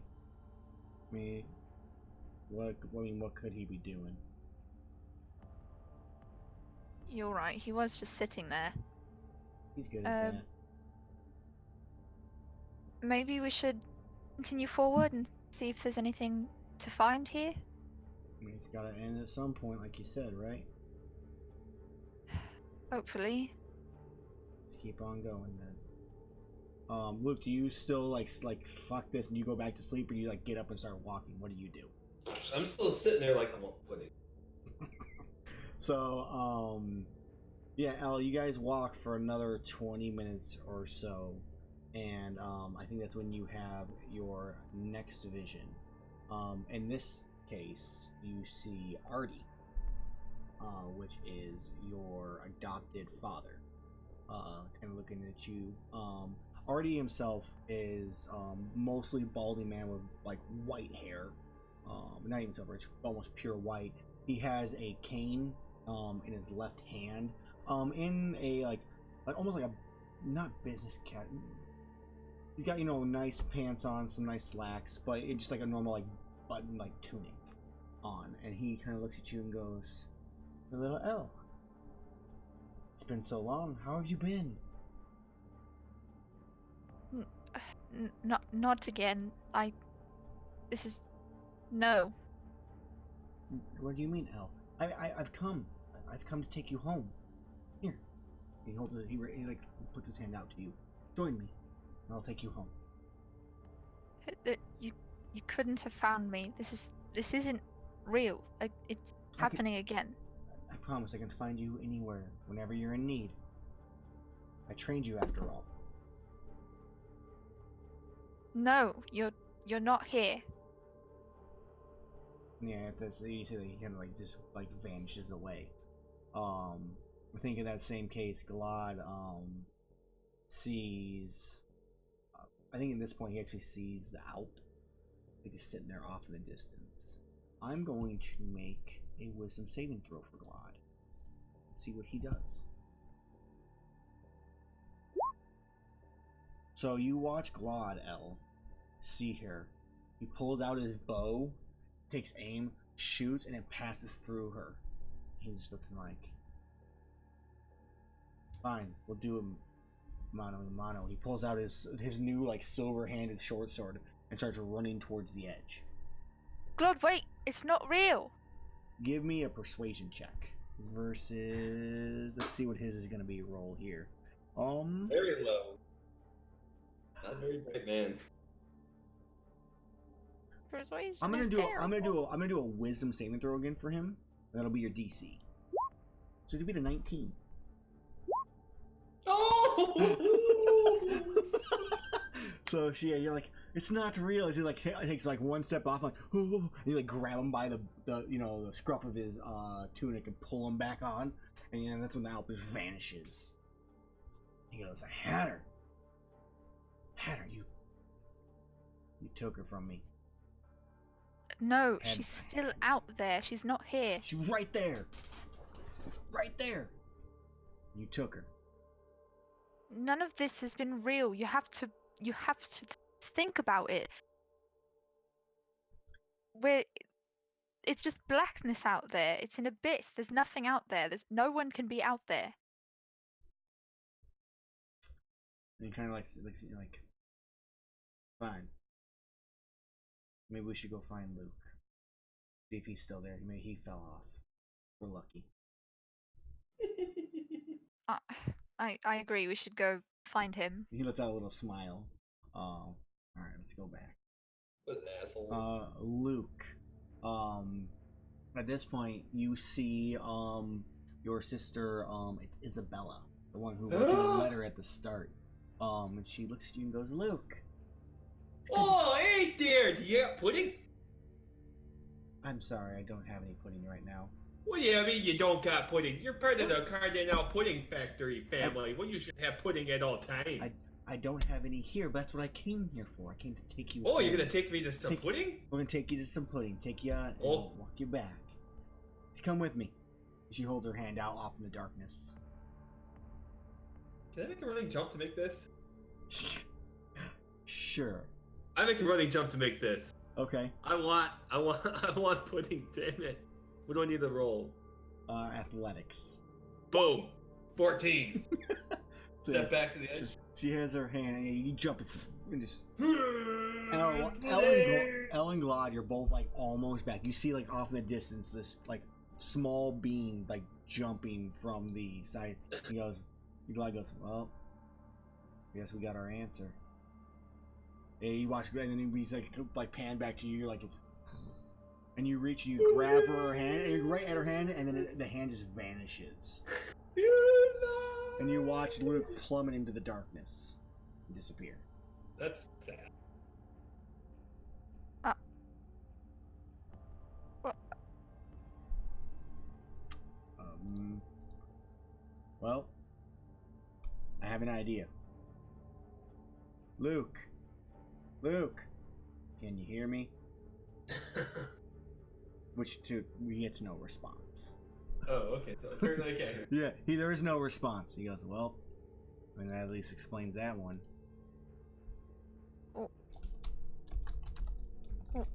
What do you think happened? Where did he go?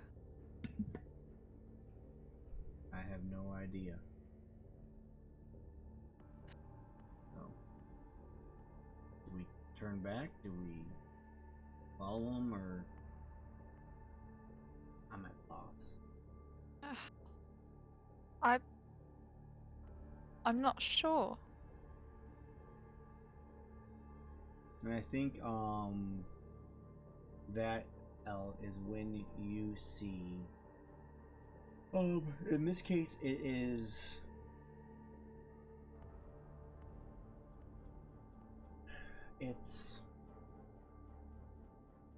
you see kind of one of the what was the actually more important question. I know the reason as to why you left your trade, but in this case you see all the people that you've stolen from. But it's not like, because you've stolen from nobles and shopkeepers and all these types of people from when you were young to recently when you stole from the alchemist. You even see him in this, and they're all raggedy clothing with, you can see like rotten food around them, and they're all looking at you just like begging for like any kind of help, anything you can give. Like they're asking for handouts, for gold, for food, anything you have. Just please help.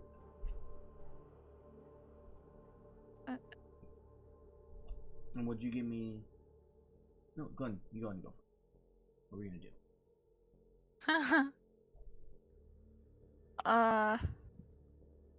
I'm gonna pull a couple gold pieces from wherever and just think. You throw them, yeah. So you throw them, and they kind of cover, and like they like look like they're trying to catch it, and it like fumbles and disappears in the dark. No, no, please, help, please, anything, just give me. Can I come here, please? Just anything you can give. Would you give me a wisdom saving throw? Okay.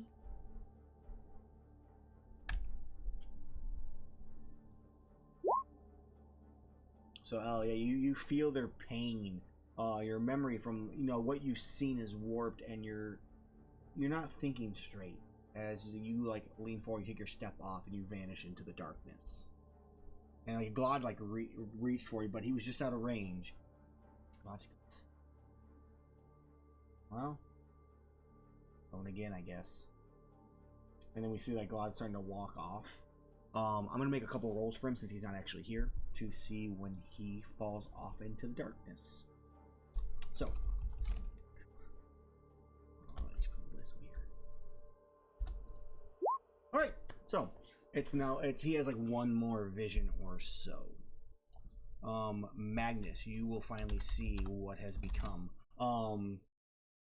So almost instantaneously, Magnus, you see Bones just like stop for a brief second and then take a step forward, and he looks exactly as he did.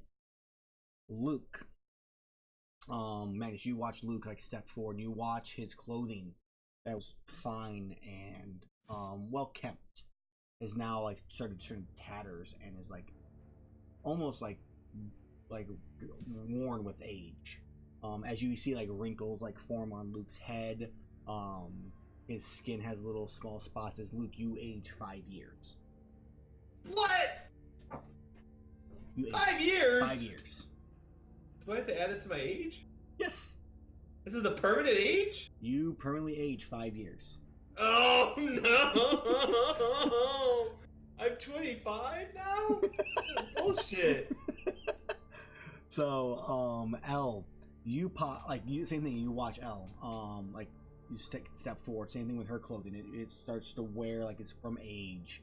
Elle, you age 7 years. And Glod ages 9 years. Oh man. Oh. They like stop in place, right? Yeah, they like stop briefly, and then you watch like them all like you see the circle appear, and then it vanishes, and they take their step, and they just like you watch them like age almost like kind of like transitions as they step forward. They like step forward. Okay, so they're still here with me. It doesn't look like a lot of time has passed to me. For you, it's almost instantaneous, a couple seconds. Magnus is gonna be like run to them like ahead of him. He's gonna like run up to them and be like, "Oh my goodness, what happened? The circle didn't seem to affect me." Like looks at his own hands and looks up to them like, "You all look like you've grown 5 years in a day. Oh. Are you all right? How do you feel, Elle? How do you feel?" I'm a little cold there. I'm gonna go put on a new coat.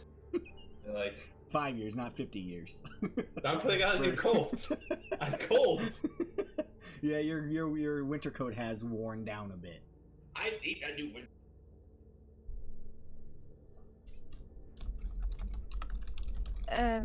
I'm a little disoriented, I guess. How long were we away?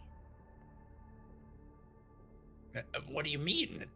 You took one step forward. For you, Elle, it was like an hour and a half. One step. We were walking for almost an hour or more, probably. I swear, Elle, I watched you. The circle The trap triggered and the circle disappeared and you stepped forward. That was it. Just a moment of time. What happened? What did you experience? There was just this black abyss with one pathway. Glod and I, we walked it for what felt like an hour or more, but there were Volna was there, Archie was there, all those people. Archie. Archie's my stepfather. Interesting. Are you all right? I'm confused, I suppose. Well, I'm glad you're okay. It did seem to have some toll on your body. You look as if you've aged. Everyone does, particularly Claude. I think, El, you're the one who feels it the most. Being human. You're a human. Your yeah. lifespan is much shorter than yeah. the rest of them. So the age yeah. increase for you is much more apparent than it is for the others. I think maybe Claude's just ugly. Hey, You know, there's no helping Glad. He's kind of. dwarven women love Old. this. How big is his beard now? Is that bigger? His beard has grown. It's grown a couple inches. Oh, hey there. I think your beard has gotten longer. It looks good there. Thank you. That's a perfect Glad response. Well, Ella's almost 50 now. What will Bona think? a couple years ain't too big of a deal. Shall we continue on? Just be more careful. Maybe should we leave the skeleton in the front? I think that, we should have the skeleton walk very far in the front. We can send him a little further ahead. That's fine. Got no complaints about that. All right, so in front of you, you have the skeleton would walk into the room, is what you would have happen at this point. So it's either you guys can all kind of head in, or you guys can all wait in the hallway, and have the skeleton walk through the room. Which this is where Harold has also walked through himself.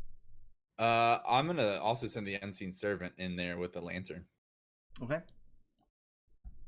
so we can see in through the doorway, like see the whole room. Let's go ahead. The lantern of revealing. I'm gonna just look at it. And I'll send Bones in there as well. Okay. Do you want me to read the lantern revealing off real quick? I got it. 2 seconds. I guess you can go and read it off. That way the chat can hear it and whatnot. While lit, this hooded lantern burns for 6 hours on 1 pint of oil, shedding light brightly in a 30-foot radius and dim light in an additional 30-foot radius. Invisible creatures and objects are visible as long as they're in the lantern's bright light. As an action, you can lower the hood, reducing the 5-foot dim light. Okay. Yeah, so the lantern just goes in. There are no invisible creatures that appear or anything like Or that. objects. Or objects that appear in the area. And since it's them like walking in, I think the only person who can maybe spy inside would be Elle at this point. Like you're looking at the end of the hallway looking in. In the room itself, you spy like the full actually I'll move the character here. Put the skeleton there. Move Elle there. So Elle, you can kind of see what you can see right here. You see two knight statues, with the the bat with the ruby eyes. You see shields on the wall directly south to you and on the west wall, and you see in the middle of the 3 little crevices where these knights are standing. You see in the middle of them, in the middle crevice, you see a sword like hanging on the wall, and you obviously see a sarcophagus or a coffin a stone coffin in the middle on a nice regal rug with a cross on it. Just the cross. Actually, I don't want to see the cross doesn't exist. Yeah. Is it to say to check for traps if the bones went in first?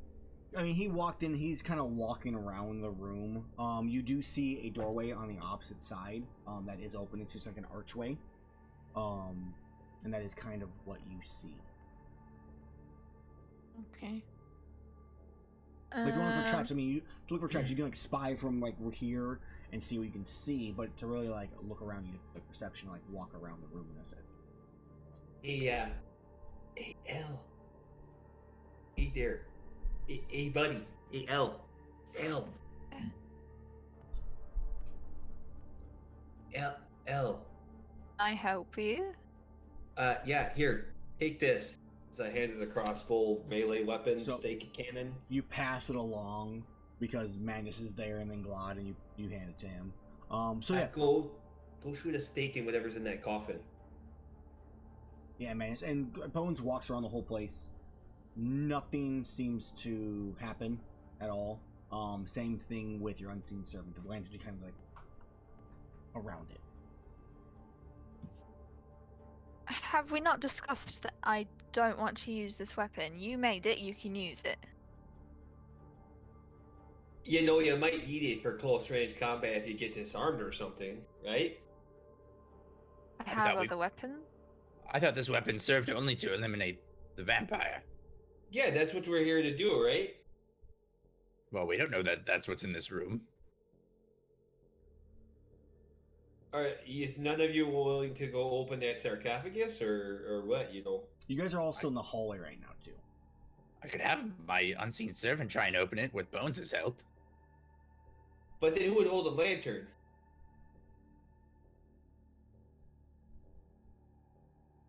I mean, he could just set it on the floor. That's fine. The floor for such fine craftsmanship? That's not an appropriate place for that lantern.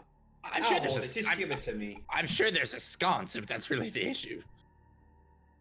You know, fine craftsmanship should be appreciated. Utility should be appreciated. It's lighting the room so we can see what's inside. Regardless, you two open that up, and I'm like motion to my servant and my Okay. skeleton. I will let the unseen servant give the skeleton advantage because I'm pretty sure the skeleton probably has more strength than the unseen servant. Probably.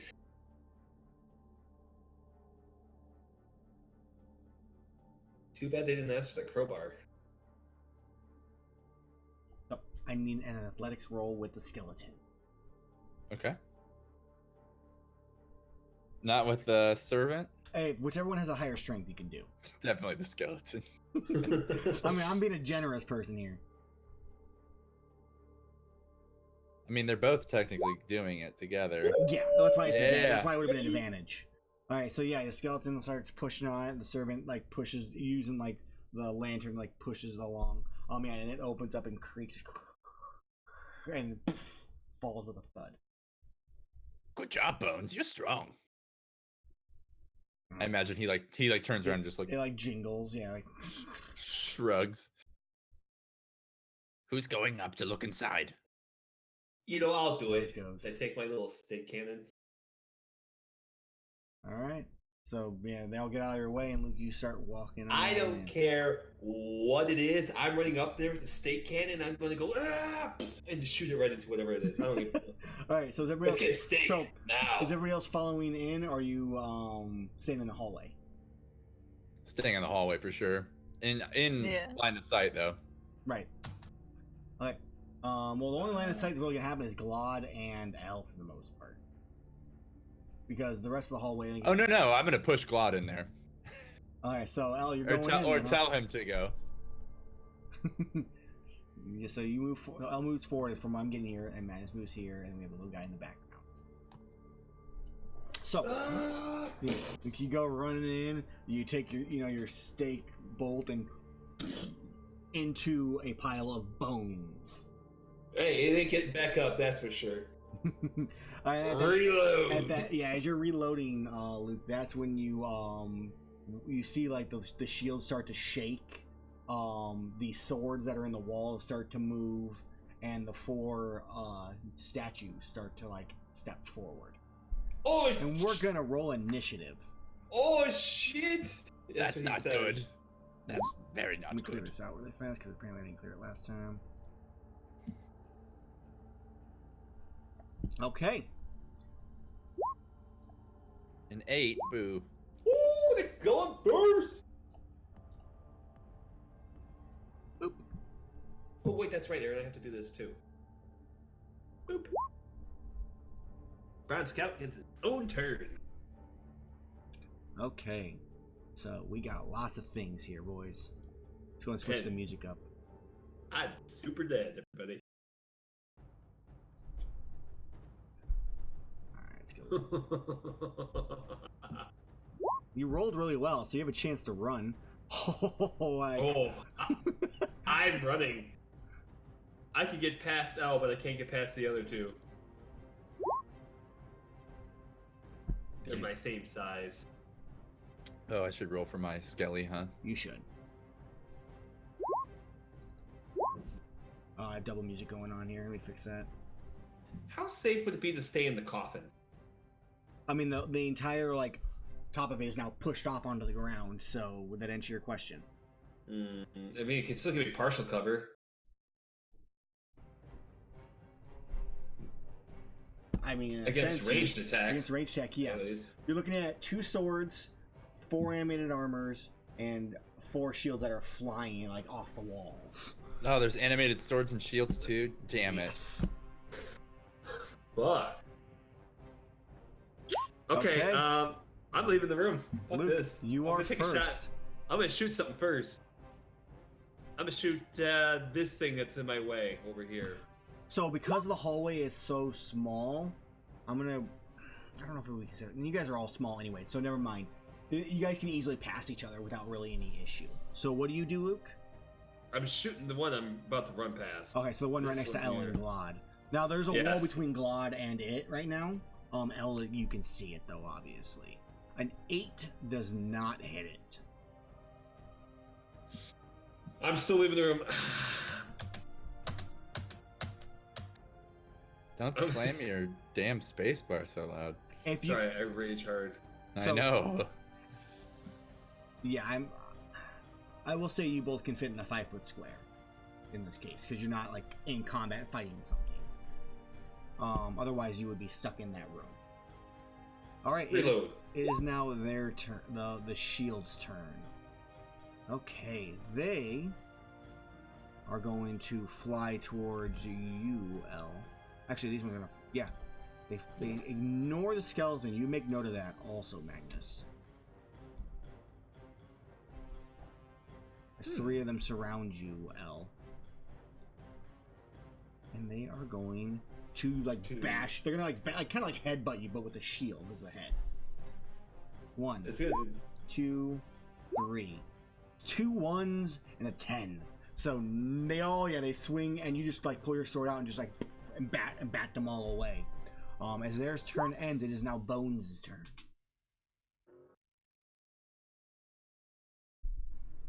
Alright. I think he's just gonna run to the closest shield and flank it with L there.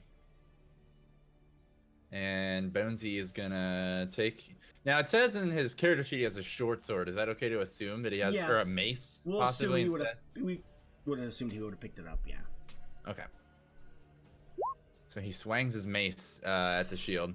A 7 does not hit it. Side delete.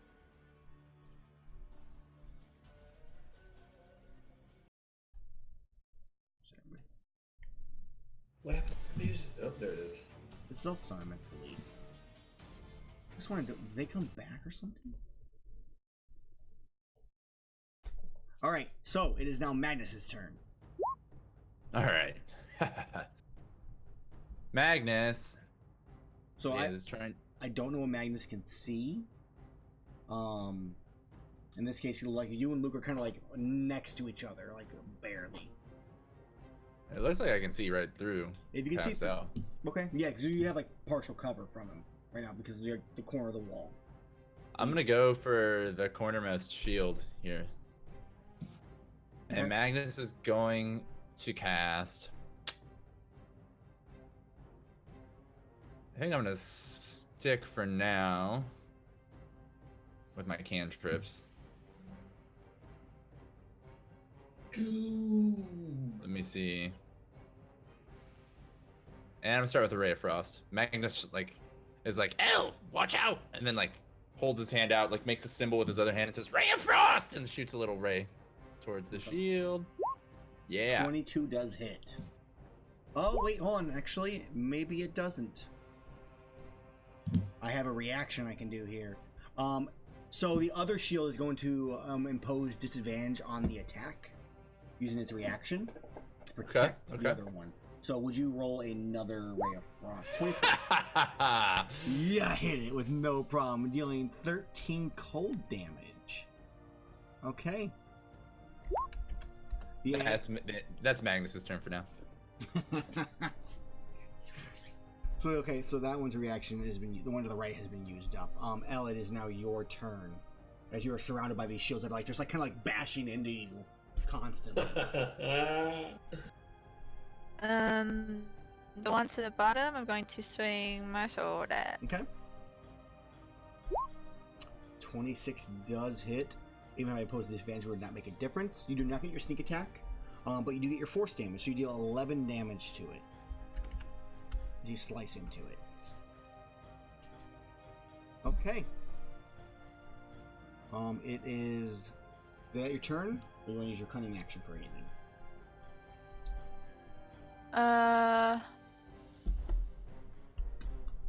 Can't really do anything. Okay. So your turn ends then, as it's now the armor's turn. Okay. What are their intelligence? Okay. So they all, they start walking forward here. Double check on their movement just to be double sure. Oh, that one goes back 5. This one.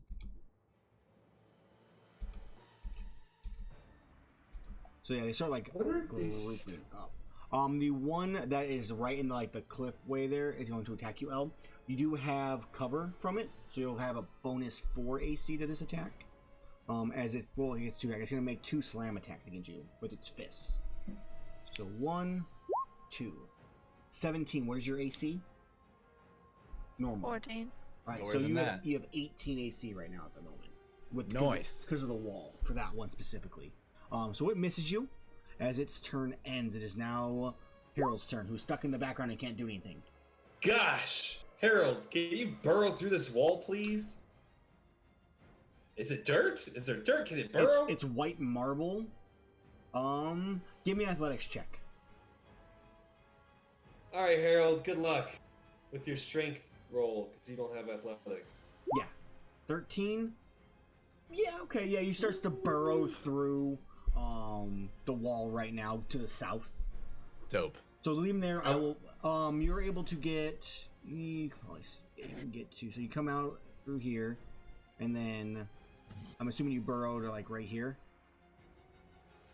Yes, or can you not see your character? I can see it. I just wonder if I wanted to burrow there or burrow around and make an escape route for me. He only has 10 feet of burrow, right? No, he's got standard movement speed of 30 feet. Okay. So yeah, you can burrow him where you want. So, gosh. How big of a path of a burrow is it? Can I crawl and follow him since I'm small or no? I mean, you'd be like in a vent, basically. I could do that. I'm okay with that. Yeah, you're vent sized. You're vent sized, yeah. So wait, it was here, so that's what? 10, 15. You're the John McClane of fucking Ofrella, dude. Can it fit over here, Aaron? Yeah, you can fit there.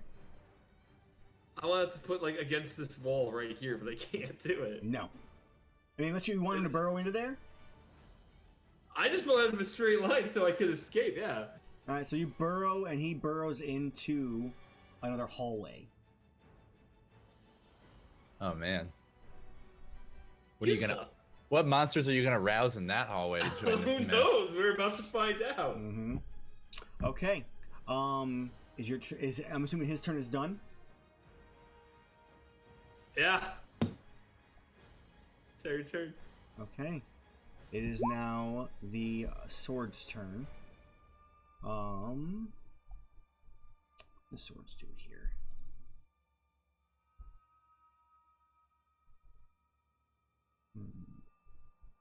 make it fly. Yeah, okay. So the swords come flying over the shields. I'm gonna put off the side-ish here for now. It'll be easier for me to click. They fly over both these. So there's like the shield at 5 feet, then there's the swords at 10 feet, and they both swing down at you, L. Swing 1, 7, and 8. God, I suck at rolling today. It's not my day. Sword's turn ends as Luke, it is now your turn. As I put my hand on Magnus' shoulder, I think it's time that we should just leave, you know, go through the path here. Tell everybody we're going. As I, like, start to crawl behind. Do that little hole. So it's heavy terrain through the entire thing. So that's 5. This is 15 feet here. This is 25. That's as far as you Okay, get. So you start, like, stop leaving. I'm getting out of this I'm gonna draw a tunnel if that's fine with you. Sure. Go for it. As your turn ends, Luke, I assume. Oh, yes. It's now the shield's turn. They're going to try to bash you once again, L. That's a sword. 1, 2, 3. So, you don't have the extra cover on this one, so the 2 of them hit, because you have 15 AC, or 14 AC. So, here's attack number 1. Which didn't work, because I apparently bugged out the thing somehow. Shouldn't be bugged out, should be fine. Oh, it's a 1d6 plus 1.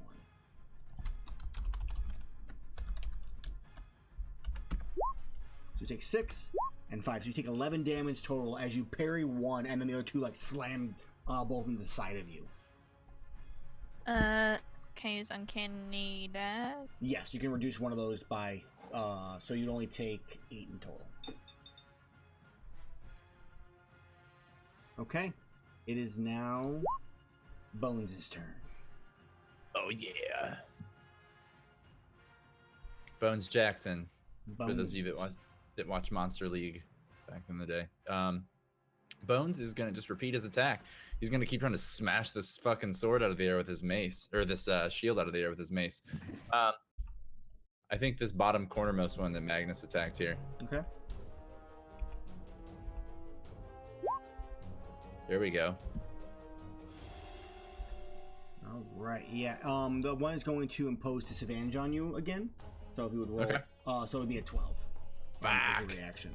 So yeah, he swings, and it misses. It clings against the shield, causing no damage whatsoever. Perfect. Great. Bones. Way to let me down, you butt. All right. It is now your turn, Magnus. All right. Magnus is going to use Chill Touch. Actually, you know what? No, I think he's gonna stick with. I think that like the Ray of Frost, I've been using it a lot lately, but it makes the most sense for these enemies. I think. Okay. Trying to like freeze them, slow them down, make them more breakable. So Magnus is gonna same thing, same shield, corner shield. Gonna shout again, Ray of Frost. Right. The other one's gonna impose disadvantage on you. So that'll be one of the other reactions. An 18 still hits. Doing 11 damage. So this one, yeah, you hit it and a bunch of the wood splinters off into different directions. Like a chunk of it's like missing now. It's looking decently weak. Can I crawl through Luke's tunnel? You can. The same thing. It's difficult terrain. Okay, I can't see like where it is. You have to like move me through the wall. You take a step here, 5 feet, and then as you look in there, you see Luke's ass like 10 feet in front of you. So you can get like 5 feet into the tunnel. That's as far as you can. So he hasn't exited out the other side No, yet. he's still going. Do you wish to go in, or do you want to take your like 5? Because you can get like another 5 feet in, which would be 10 feet of movement. It's difficult terrain. Well, I've only moved 5 so far, right? Right. So you can go 15, But and then you you're stuck. can't Then you're stuck behind Luke's ass. Move past. I'll give you an idea. You Oh, can't yeah. move past Boom. the tunnel. I don't think I'm gonna go. I don't think I'm gonna go in the tunnel actually. Alright. But Magnus like steps back just to like look inside, and he's like, "Luke, what are you doing in there?" Oh, you don't. I can't hear you. It's because I'm facing a different direction. Oh, That's you Magnus's turn. are up.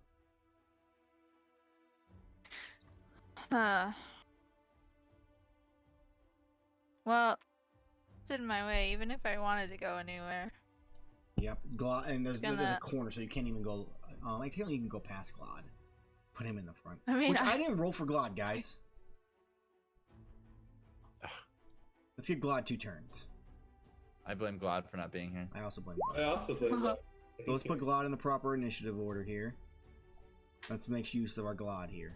So Glod will make 2 range attacks. We're assuming disadvantage because at least one of both reactions would have happened. So it is the longbow one. Oh, part disadvantage. He has it toggled that way. So 12, which does not hit, and then the that'll count for that first. No, 20 would count. Yeah, I'm mixing it up. 18. So the second one hits for 10.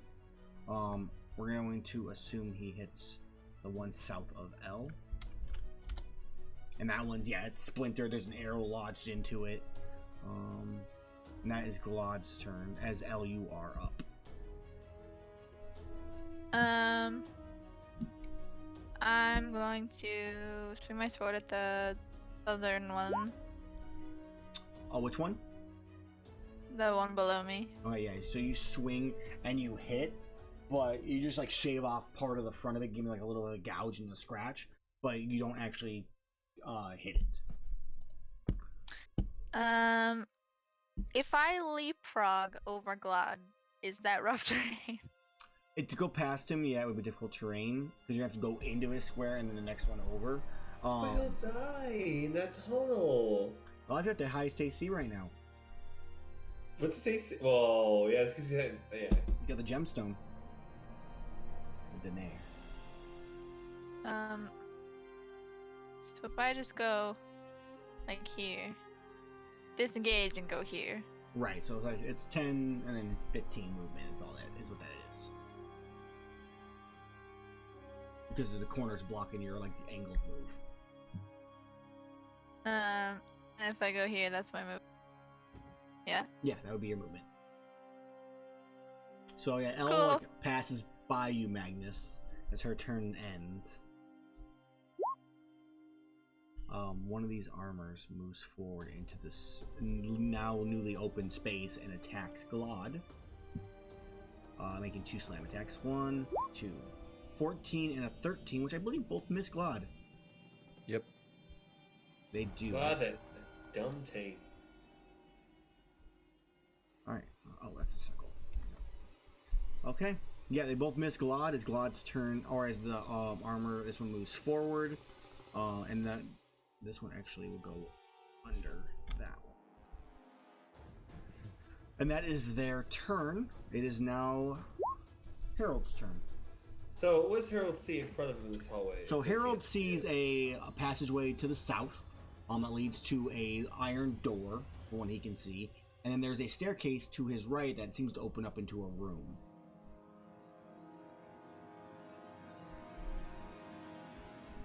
I think Harold's gonna stand guard and hold its action to. It's gonna step to the side, like right about here, and then just kind of take action and just sit there and wait for something to come up to attack it. Okay. And that, I mean, in that case, it's still in this square, so you can. Yeah, but I want to be able to get past it. You can pass. You can pass through your allies. That is allowed. That is part of the game okay. rules. You can't pass through enemies, but you can pass through allies. Gotcha. It's just. And I suppose it'll just keep an eye on this door here, stairway, whatever. Keep an eye on that. Okay. It is now the sword's turn. So one of the swords is gonna fly in over the armored knight. And he's going to make a swing at Glod. The other one, Glod will have half cover on, so he'll get +4. So this first one is the no cover, a crit. And this is the half cover. I miss. And I deal. God, why does it bug out right now? Why are you doing this? Weird. I don't know why it is, because I mean they look completely normal. And I already rolled the longsword attack before. I thought, oh, whatever. Roll. Is yours not working for your skeleton now? No, I just tried to click yours to see if it would do anything. Obviously it didn't because I'm not the GM, but 2d8 plus 1 for the crit. Glod takes 9 damage. oh damn. He's a nice God, solid no. hit. And you hear him go, ow. We should probably... Ow. Ow. This is not looking good. You're all leaving me. Like I left Luke. I'm not leaving. He looks at the area where Luke might be, and he sees Elle behind. And that is the sword's turn. And in their turn, it is now Luke's turn. Hey, Luke's gonna exit this tunnel. Alright, so Luke, you exit the tunnel. Get me out of this tunnel. I'm stuck in here. Thank you. Alright, I guess Luke just takes a look around. You can't end your turn where he's at, but you can pass by it, pass through it. Okay, you're gonna give me the extra movement speed? The extra spot? Yeah, you'll be fine. Okay, I'm gonna move him, I guess, here? Okay. But he's not going into any room. He's like, oh, gun ready, looking around. Pokes head into the tunnel. It's like, oh, hey, it's good to come out here. Okay, so yeah, he yells that towards you, Magnus. All right, that actually leads to a different room, huh? Yes, from what he can see, there's a different room over there. I don't want a sword flying in behind me and skewering me while I climb through the tunnel. You will, it will have advantage against you during that time. Against my backside. Yeah, it will. It's gonna stab you in the butt. Don't probe me, Mr. Flying Sword. Keyword. Okay. You gonna do anything else, Luke? Yeah, Luke, is that your turn? I guess I'm gonna hold my action, attack the first thing that comes in the sight. Okay. It is now the Flying Shield's turn. None of them can get anywhere where Glod... I guess it can fly over Glod. So this one flies over in one space. Moves to there. This one flies in over on top of Glod. So, and then this one can't move anywhere. This here. Okay. So that's what happens. So it'll be two Flying Shield attacks, bash attacks with the shields. 1, 2, a 13 and a 6 both miss. So yeah, they both bash and Glod blocks them off. The stone of the nair floating around him is like it's deflecting some of the attacks. Nice. As their turn ends, it is now Bones' turn. Yeah. All right, Bones Jackson. He's gonna keep it up, man. He's just gonna keep bashing this freaking dude with his mace. Okay. So let me open his character sheet. Okay, that's not working. It's not letting me shift double click his character sheet open for some reason. Mace. And is it gonna react? 15. Yeah, I would have used its reaction. So I mean, a 15 still misses. Yeah, both it would miss anyways, but it still is going to impose its reaction because that's what the creature would do.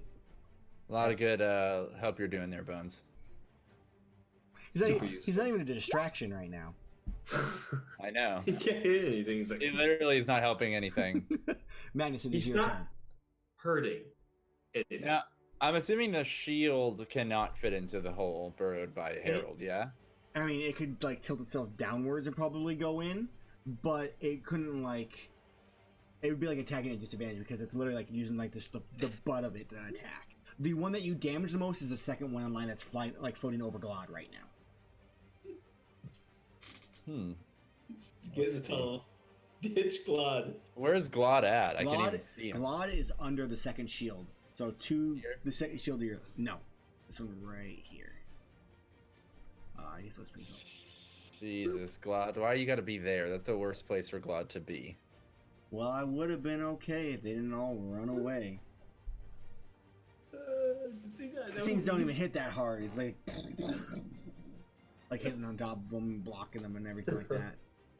Okay, so Magnus is... I really don't want to waste this right now, but I might need to. Shoot. I'm thinking about using Blink. It's an action. Okay, so... I was also thinking about using Dragon's Breath, but even Glod would take the brunt That's of it, an I think. amazing plan. I like this plan. You should do that. Let you give it to Glod. You should do that and plan. then run away. Instead, I'm gonna do a level... The amount of things you would have hit, it's just so tempting. I'm gonna do a level 2 magic missile. So are any of the 2 shields right in front of me looking weak? The one that's on top of Glod is the one you've been hitting. So yeah, it's missing a chunk of it. It's frosted over, and there's splinters everywhere on it. Okay, I'm gonna cast a level 2 magic missile. The first bolt is gonna go at the one on Glod. The other 3 are gonna go at the shield right in front of me. Okay. And Magnus, in Gnomish shouts like in an incantation, like magic missile. Holds out 4 fingers and a ball shoots out of every single finger. The first ball for 5 damage hits the shield over Glod. So it doesn't destroy the shield that's on Glod. It takes out a good chunk of it. Once again, it's like most of it's gone at this point. It's probably like a third of his shield. You hit the other one for 14 damage. This is the first damage it's taken, and you knock off almost half the shield. A little bit less than half the shield is just wiped out. All right, and Magnus is also going to risk an attack of opportunity and step back further into this chamber behind him, like past L. Okay. If it does hit me, he'll proc his shield attack. Yeah, it is definitely going to do it, and it comes at you with the jagged points of the shield that it's like broken off, and then it bashes at you. And rolls a 1. All right, yeah. I nimbly step out of the way, and I think that's gonna be it for Magnus. I think he's like just trying to get better positioning. Okay. L, you are up. Right here. Okay. And swing at the one in front of me. Okay, yeah, you will get your sneak attack on this one, which doesn't make a difference because you rolled a 10.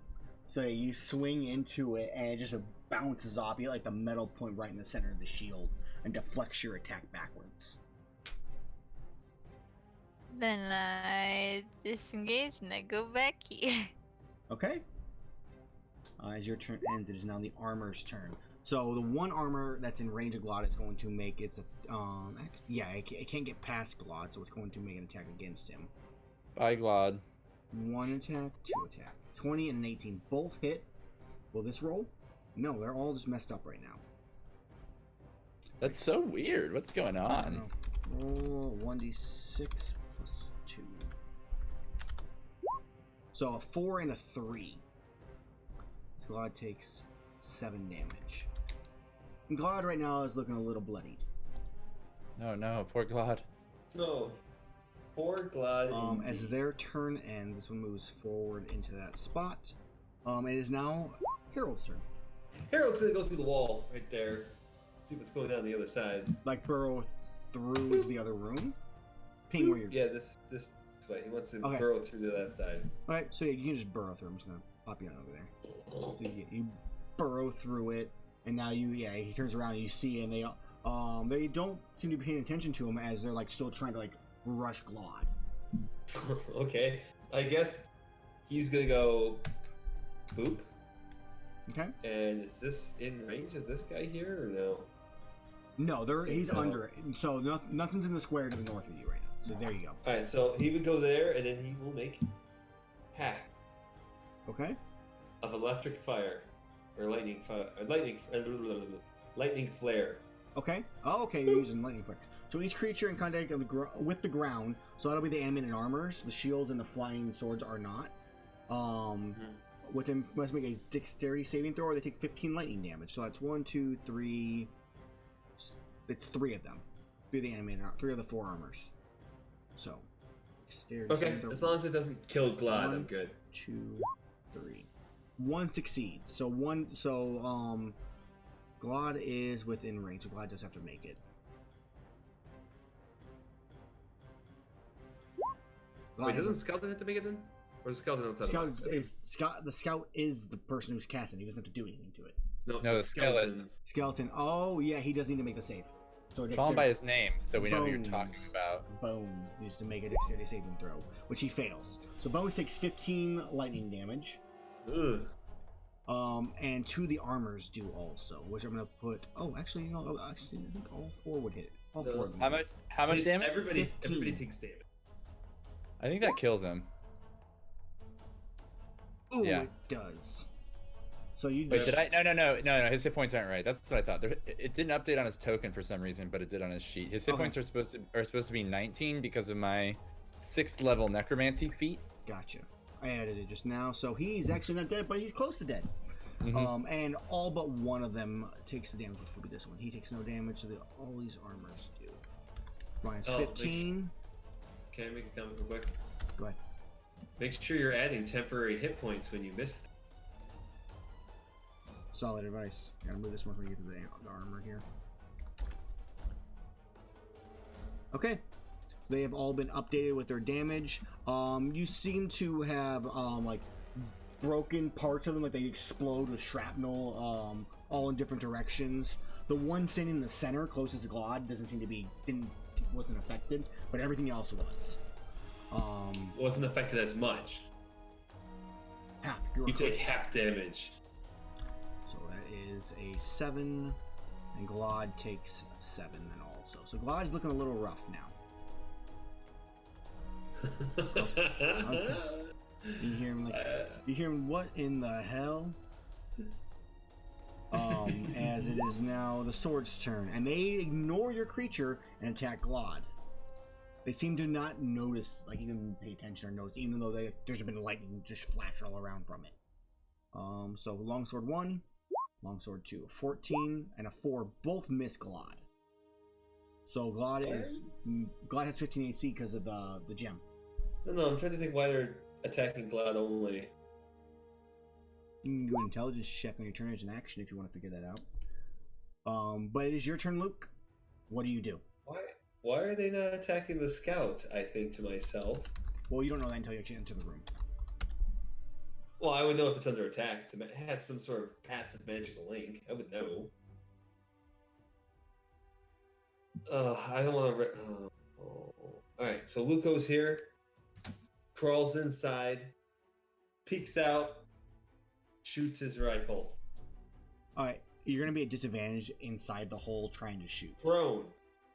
Puts you at advantage. You're prone in a very small, uncomfortable, enclosed space. You're not prone. Still, the rules of the game say when you're prone. No. And GM also rules when you're inside a small little thing burrowed in the wall. I can get through that whole trying space, to aim. I mean, you can step out and be prone, and you can have, it's technically a disadvantage against range attacks. In this case, I'll just get out into this one spot, which I will regret next turn anyway. Probably. I'm about to die. Maybe. But I'm going to shoot. There's the armor in front of your creature. There's a shield. The armors have taken damage. I'm going to shoot probably the shield because it's above, right? The shield's above. The armor. It's a shield actually seems to be broken up too. Yeah, I'm going to shoot the shield. Okay. Yeah. A 17 hits for 18 damage. Yeah, as you blow the shield away, just splinters off into wood in every different direction. Mm-hmm. As it dies. I'm going to move it off to the side over here. It's splattered all the way over that way. Nice. Yes. And Luke is like, oh yeah, I got one, Yeah. Ha. Yeah, you kind of hear that madness echo around past all the creatures and the fighting. You hear Luke's voice. Now the shield's turn. These 3 shields can hit Glod. I feel like I'm wrong. So they're gonna all attack him because he's the closest. Damn it! None of the shields were close enough. 1, Glod's gonna die 2, 3. So only 1 hits. And it deals 4 damage. Glod is slowly getting worn down.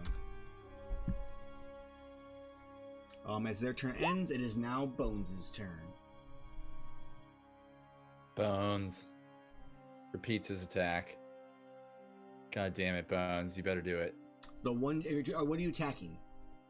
Just the shield. In this case, the shield right in front of it, the same one he's been attacking. We're gonna impose disadvantage with one of the other shields that's on top of Glod. We're gonna get it one of these times. Oops, I rolled twice, maybe on accident there. If only the second one counted.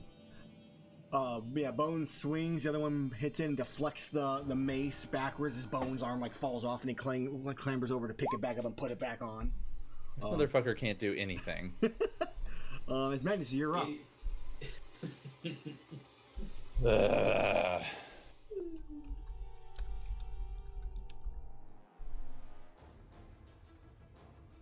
Oh, spider climb's only level 2? I thought it was level 3. Shit, I should have used spider climb last turn. Oh. Magnus is going to...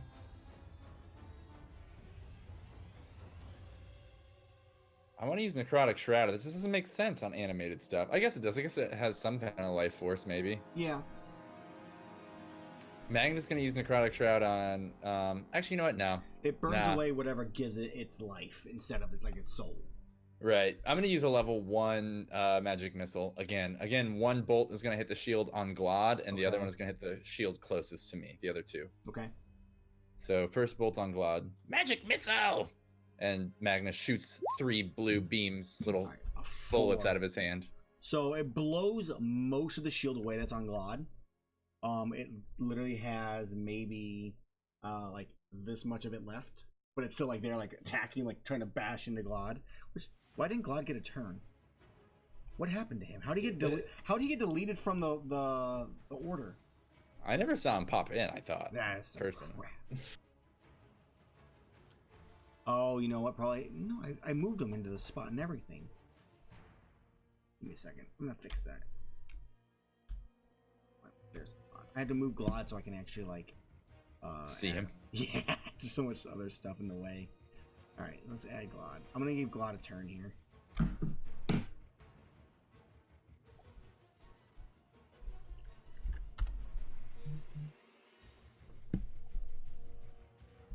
on, why you do this? Nope. All right, so we'll give Glod a turn here. He's gonna pull out his long sword and he's gonna attack the shield that's above him. Actually, it is a short sword. Come on, Glod, you got this. Oh, it's at normal. It's not at disadvantage. So 21 hits for nice 12, and that finishes off the one above. So that one dies and gets split, and like it's like split in half and like falls to the sides, which I'm going to move off to the side just for easier view. We see Glod again. There he is. Magnus, it is you magic missiled. You hit the other one for in front of L, correct? For the other two? Mm-hmm. The right, closest one for 10 damage. Okay. So it's got like about a fourth of a shield left or so. Between a fourth and a third of a shield left. As L, you are up. And move down again. Mm-hmm. And hit it again. Your rolls just are not in your favor today as you swing at it. And once again, just poof, get deflected off. These creatures just seem to be like your bane at the moment. Yeah, if only they'd stop attacking shields. Disengage and move up again. Okay. Okay, it is now the armor's turn. So the one that's on Glod attacks him. He's gonna make 2 bash attacks. 1, 2. A 23 hits. 4. 7 damage. As Glod is looking extremely weak at this point. He is barely holding on. This is typical of Glod. And then the other ones turn and look at you, Luke, as they sense your presence into the room. And they turn and walk towards you. Walk, not run? Well, obviously they come charging forward. This one, like, scoots around your guy, and then there should be one more armor here. Let's be heavy. Nope, not heavy. Is he gonna walk past my pet? Yes. Ah, wonderful. Let us attack that thing. Okay. Boom. Bite. 24 hits. hits. 4? How much? Come on. Come on, David. There we go. 8 damage. Okay, so it like your it comes running forward, not paying attention to the fact that there's this bronze scout. It just like runs, goes around the side, and your bronze scout takes a bite out of its torso, just ripping part of its armor off. Oh, I know what's and going on. And there are going to be 3, or it'll be 6 attacks against you, Luke. 6? Yeah, they've been making 2 attacks per thing. So can you just add all the damage up into one go? Let's see, the 22, the 17. I finally get some good rolls. The 13, or the 20. So you have 1, 3, 4, 2, 5, 3, 4 attacks. 4 attacks. So 4d6 plus 8. 21 damage. Ow! They come charging forward, just start pummeling you with their fists. I'm getting the fuck out of here. Fuck this place. Run. This place sucks. As their turn ends, it is now your scout's turn. Oh, my scout's gonna kill this piece of shit one right here. Little motherfucker. 18 hits. 19 does hit. 4, 7. And which one were you attacking to be correct? The one that she was attacking before this piece of shit right there. Okay. 4, 7. Yeah, it chunks another chunk out of it. Most of the armor on its torso is destroyed, but it's still up and moving. Is that its turn? That is its turn. Alright, these swords make 2 swings at Glod. 1, 2. Both hit. This might take Glod down. Bye, Glad. Shit, dude. 14. Yeah, and Glod, they both swing down as Glod goes to block the shield, and Glod collapses to the ground. You think Glad would have, not taken an attack action last turn, just dodged? Has Glad ever done that? Yes, when Aaron plays him. Glod goes head in right first. Just charge in. Alright, as their turn ends, it's now your turn, Luke. I'm getting the fuck out of here. I'm gonna disengage. And crawl back in. Get the fuck out of here. I wanna go back over here where there aren't scouts, dude. Okay, so you disengage, you climb in, I will move you over there. Oops, that was an accident. You still have, it's 10, 15. Yeah, you've used 15 feet of movement. You still have 10 left. I'm just gonna be like, I'm gonna yell down the corridor saying they found me. That's what I'm gonna yell. You peek through, you see L. Ow, they found me. As it's now the shield's turn. Glod's down, so it turns its direction towards you, L. It actually moves over one. And then this one flies over Glod. And these are going to make bash attacks against you. Man, you're just getting beat though. 16 hits. Can they both? You have cover on the one.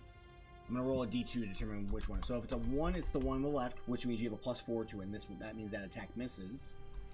If it's a 2, then you get hit by the attack. Alright, so the attack misses. So yeah, it attacks you and it bashes against the wall, and you're able to deflect the attack. As it's now Glod's turn, let's make a death saving throw as he slowly starts to bleed out from all the concussions and sword attacks and everything else that's happened to him. God. 1 success. Nice. As it's now Bones' turn.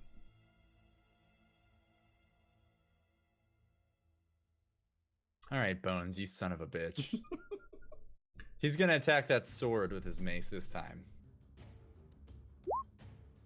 Okay. And roll like garbage. It's the sword you attack? Yeah, it misses. Dude, Bones is literally useless. And there was nothing to impose disadvantage on that time. Magnus. He's not doing anything. You are up. Magnus is gonna step up. That's always Let's a good see thing. here. So the one to the south of you, like directly closest to you, it has cover.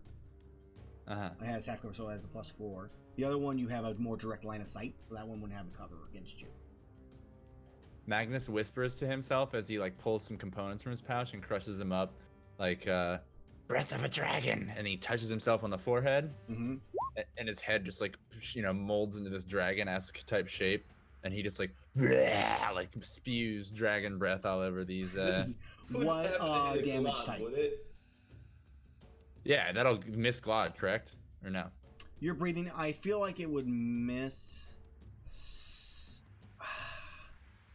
I don't think you could angle it in such a way to hit them. You'd have to hit Glod to hit the ones at, where the animated armor's at. You can hit both shields without hitting Glod, though, because you could angle it so it would just hit those two and like the wall in front of you.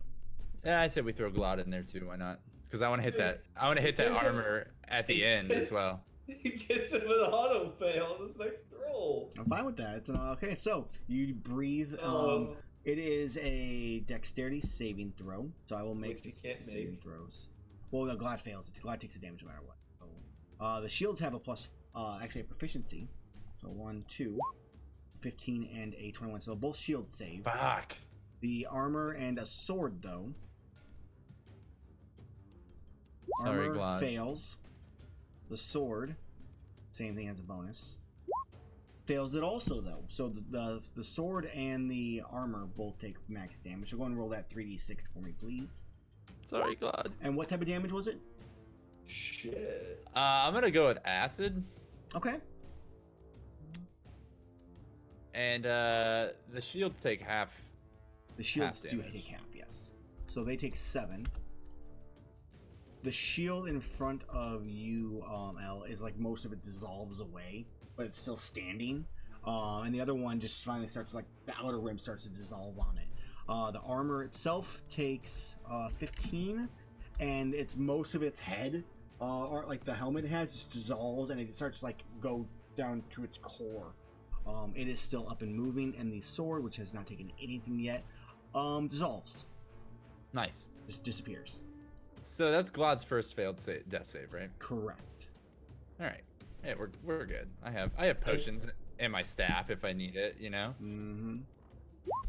Let me add this fail to Glad here. As it is now your turn, L. I'm just gonna swing at it again. Yeah. You hit! But I impose disadvantage on you and you still hit. Nice. Okay, so which one were you attacking, by the way? To clarify. Directly. In front, below you? Yeah. Okay, good. I forgot to mention because the other one would have a bonus, but... Alright, so you slice into that one, just in rage, like you hit it twice, boom, boom, and you're like, ah! And you just slice through it, it splits in half and dies. Okay. It's now the armor's turn. The one here stands and starts like reaching through Luke, and is going like he's trying to crawl through, but he can't get through because it's too small because the burrow of it is too tiny. The other one's charging forward, and he gets 15. What's it charging where? Boom, boom.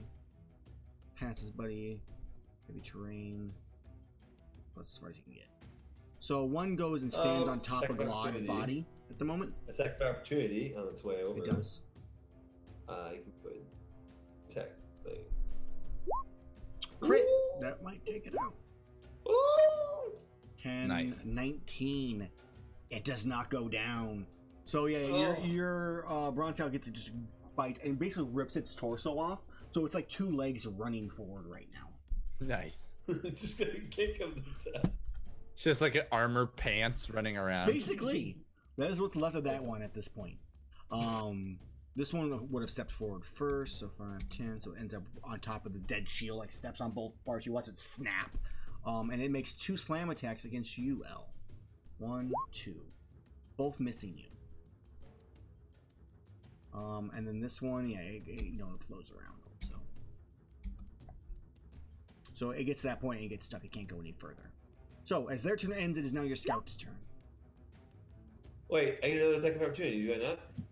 No, you only get 1 reaction per round. Gosh, I think it's gonna step down here and it's gonna bite this thing because it's trying to go through a wall Mhm. that it definitely doesn't want to because I'm on the other side and protect me. Yes. 21 hits. Yeah, he basically starts just chomping down, just until the thing just becomes nothing, but just scrap metal as it dies. Awesome. Bye bye. Okay. As his turn ends, it's now the sword's turn. It's 1 sword. It comes flying over, under, and then back over to where you're at, L. And it makes a longsword attack. 12 misses as its turn ends, as it's now Luke's turn. Luke, you see through the passageway, you see the armor that's there. The sword is above it. I guess I would just be prone or like lay prone just to get the best shot through the hallway, which of course gets me. The one thing I'm going to point out is that if you do roll a 1, you will hit L. Bear in mind, I have halfling luck. I'm willing to take that risk. Make a shot. All right. Yes. A 25 does hit for 15. All right. That's what I'm talking about, dude. Yeah.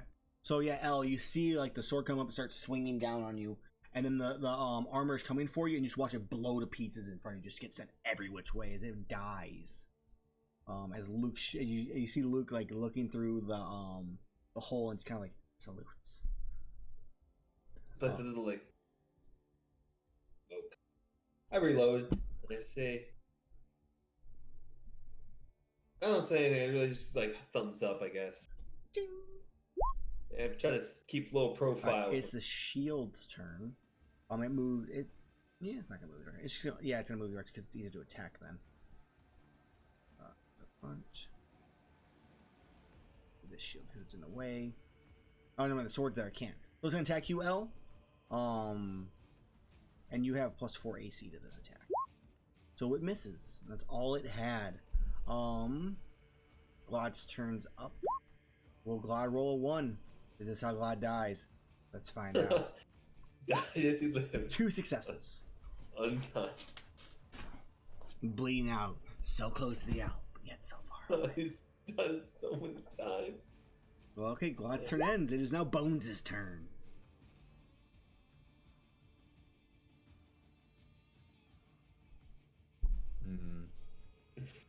I can't really see the room where Bones is.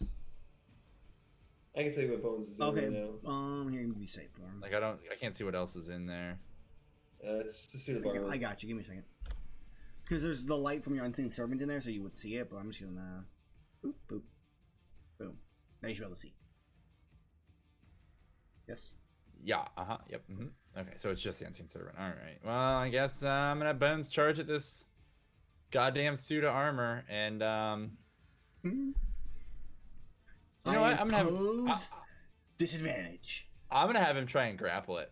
I don't impose disadvantage because I can't that. And like hold it, like bear hug it. Okay. Restrain it. No, probably not. Well, let's see what it rolls. Yes. Yeah. Bones, charges in and grabs it, and it's like it's like partial of like a thing, so it can't move because of it. So yeah, it's grappled and can add no movement speed now. Skeleton is gonna move it back, like walk 5 feet backwards with it in its arms. Cool. And that's Bonesy's turn. At least he did something possibly useful. Magnus. So same thing. Those creatures have the one shield does not have cover against you, but the sword does. I think I'm just gonna loose my dragon breath. Can I do it in such a way to only hit these two, like angle it more to this side? Exactly. That's how. So you avoid Glod and just hit those two. Yes, you can. Yeah.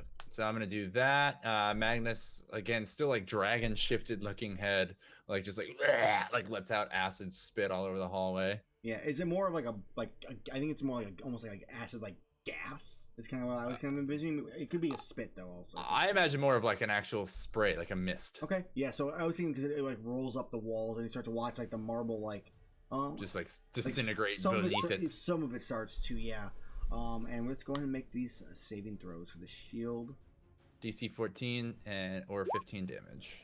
Okay, so 1 succeeds and the flying sword. Both succeed, so they both take half damage, taking 7 damage instead. So it's basically like I just attacked them with a melee weapon anyway. Let's see. No, it's an action to use the breath, right? Yeah, it is. Okay, so that'll be Magnus's turn. Okay. Elle, you are up.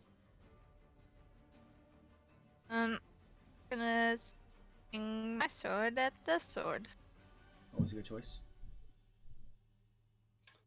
She's going to do well. 23 hits for 14 damage. Yeah, it's like the sword goes like parry your attack, and you just split the sword, and it breaks and goes shattering off. It's like getting caught in the wall, the end of the blade, as it just then falls to the ground, lifeless. Very nice, Al. Anything else for your turn? Nope. Okay, it's now the armor's turn. So the one armor is like trying to break free because it's trying to move forward. So I feel like it would be. We're gonna do a post, Magnus. Okay. A 17. I rolled well. So he Break Skelly's grasp. Yeah, he breaks free and starts charging forward. So 5, 10, 15. That's his action, though, right? Yeah, it's his action, but he still runs forward because he's a stupid like beast thing. Okay. It is now. That's the only animated armor left. Okay, it is now the scout's turn. Ooh, does the scout see Glad is down on the ground?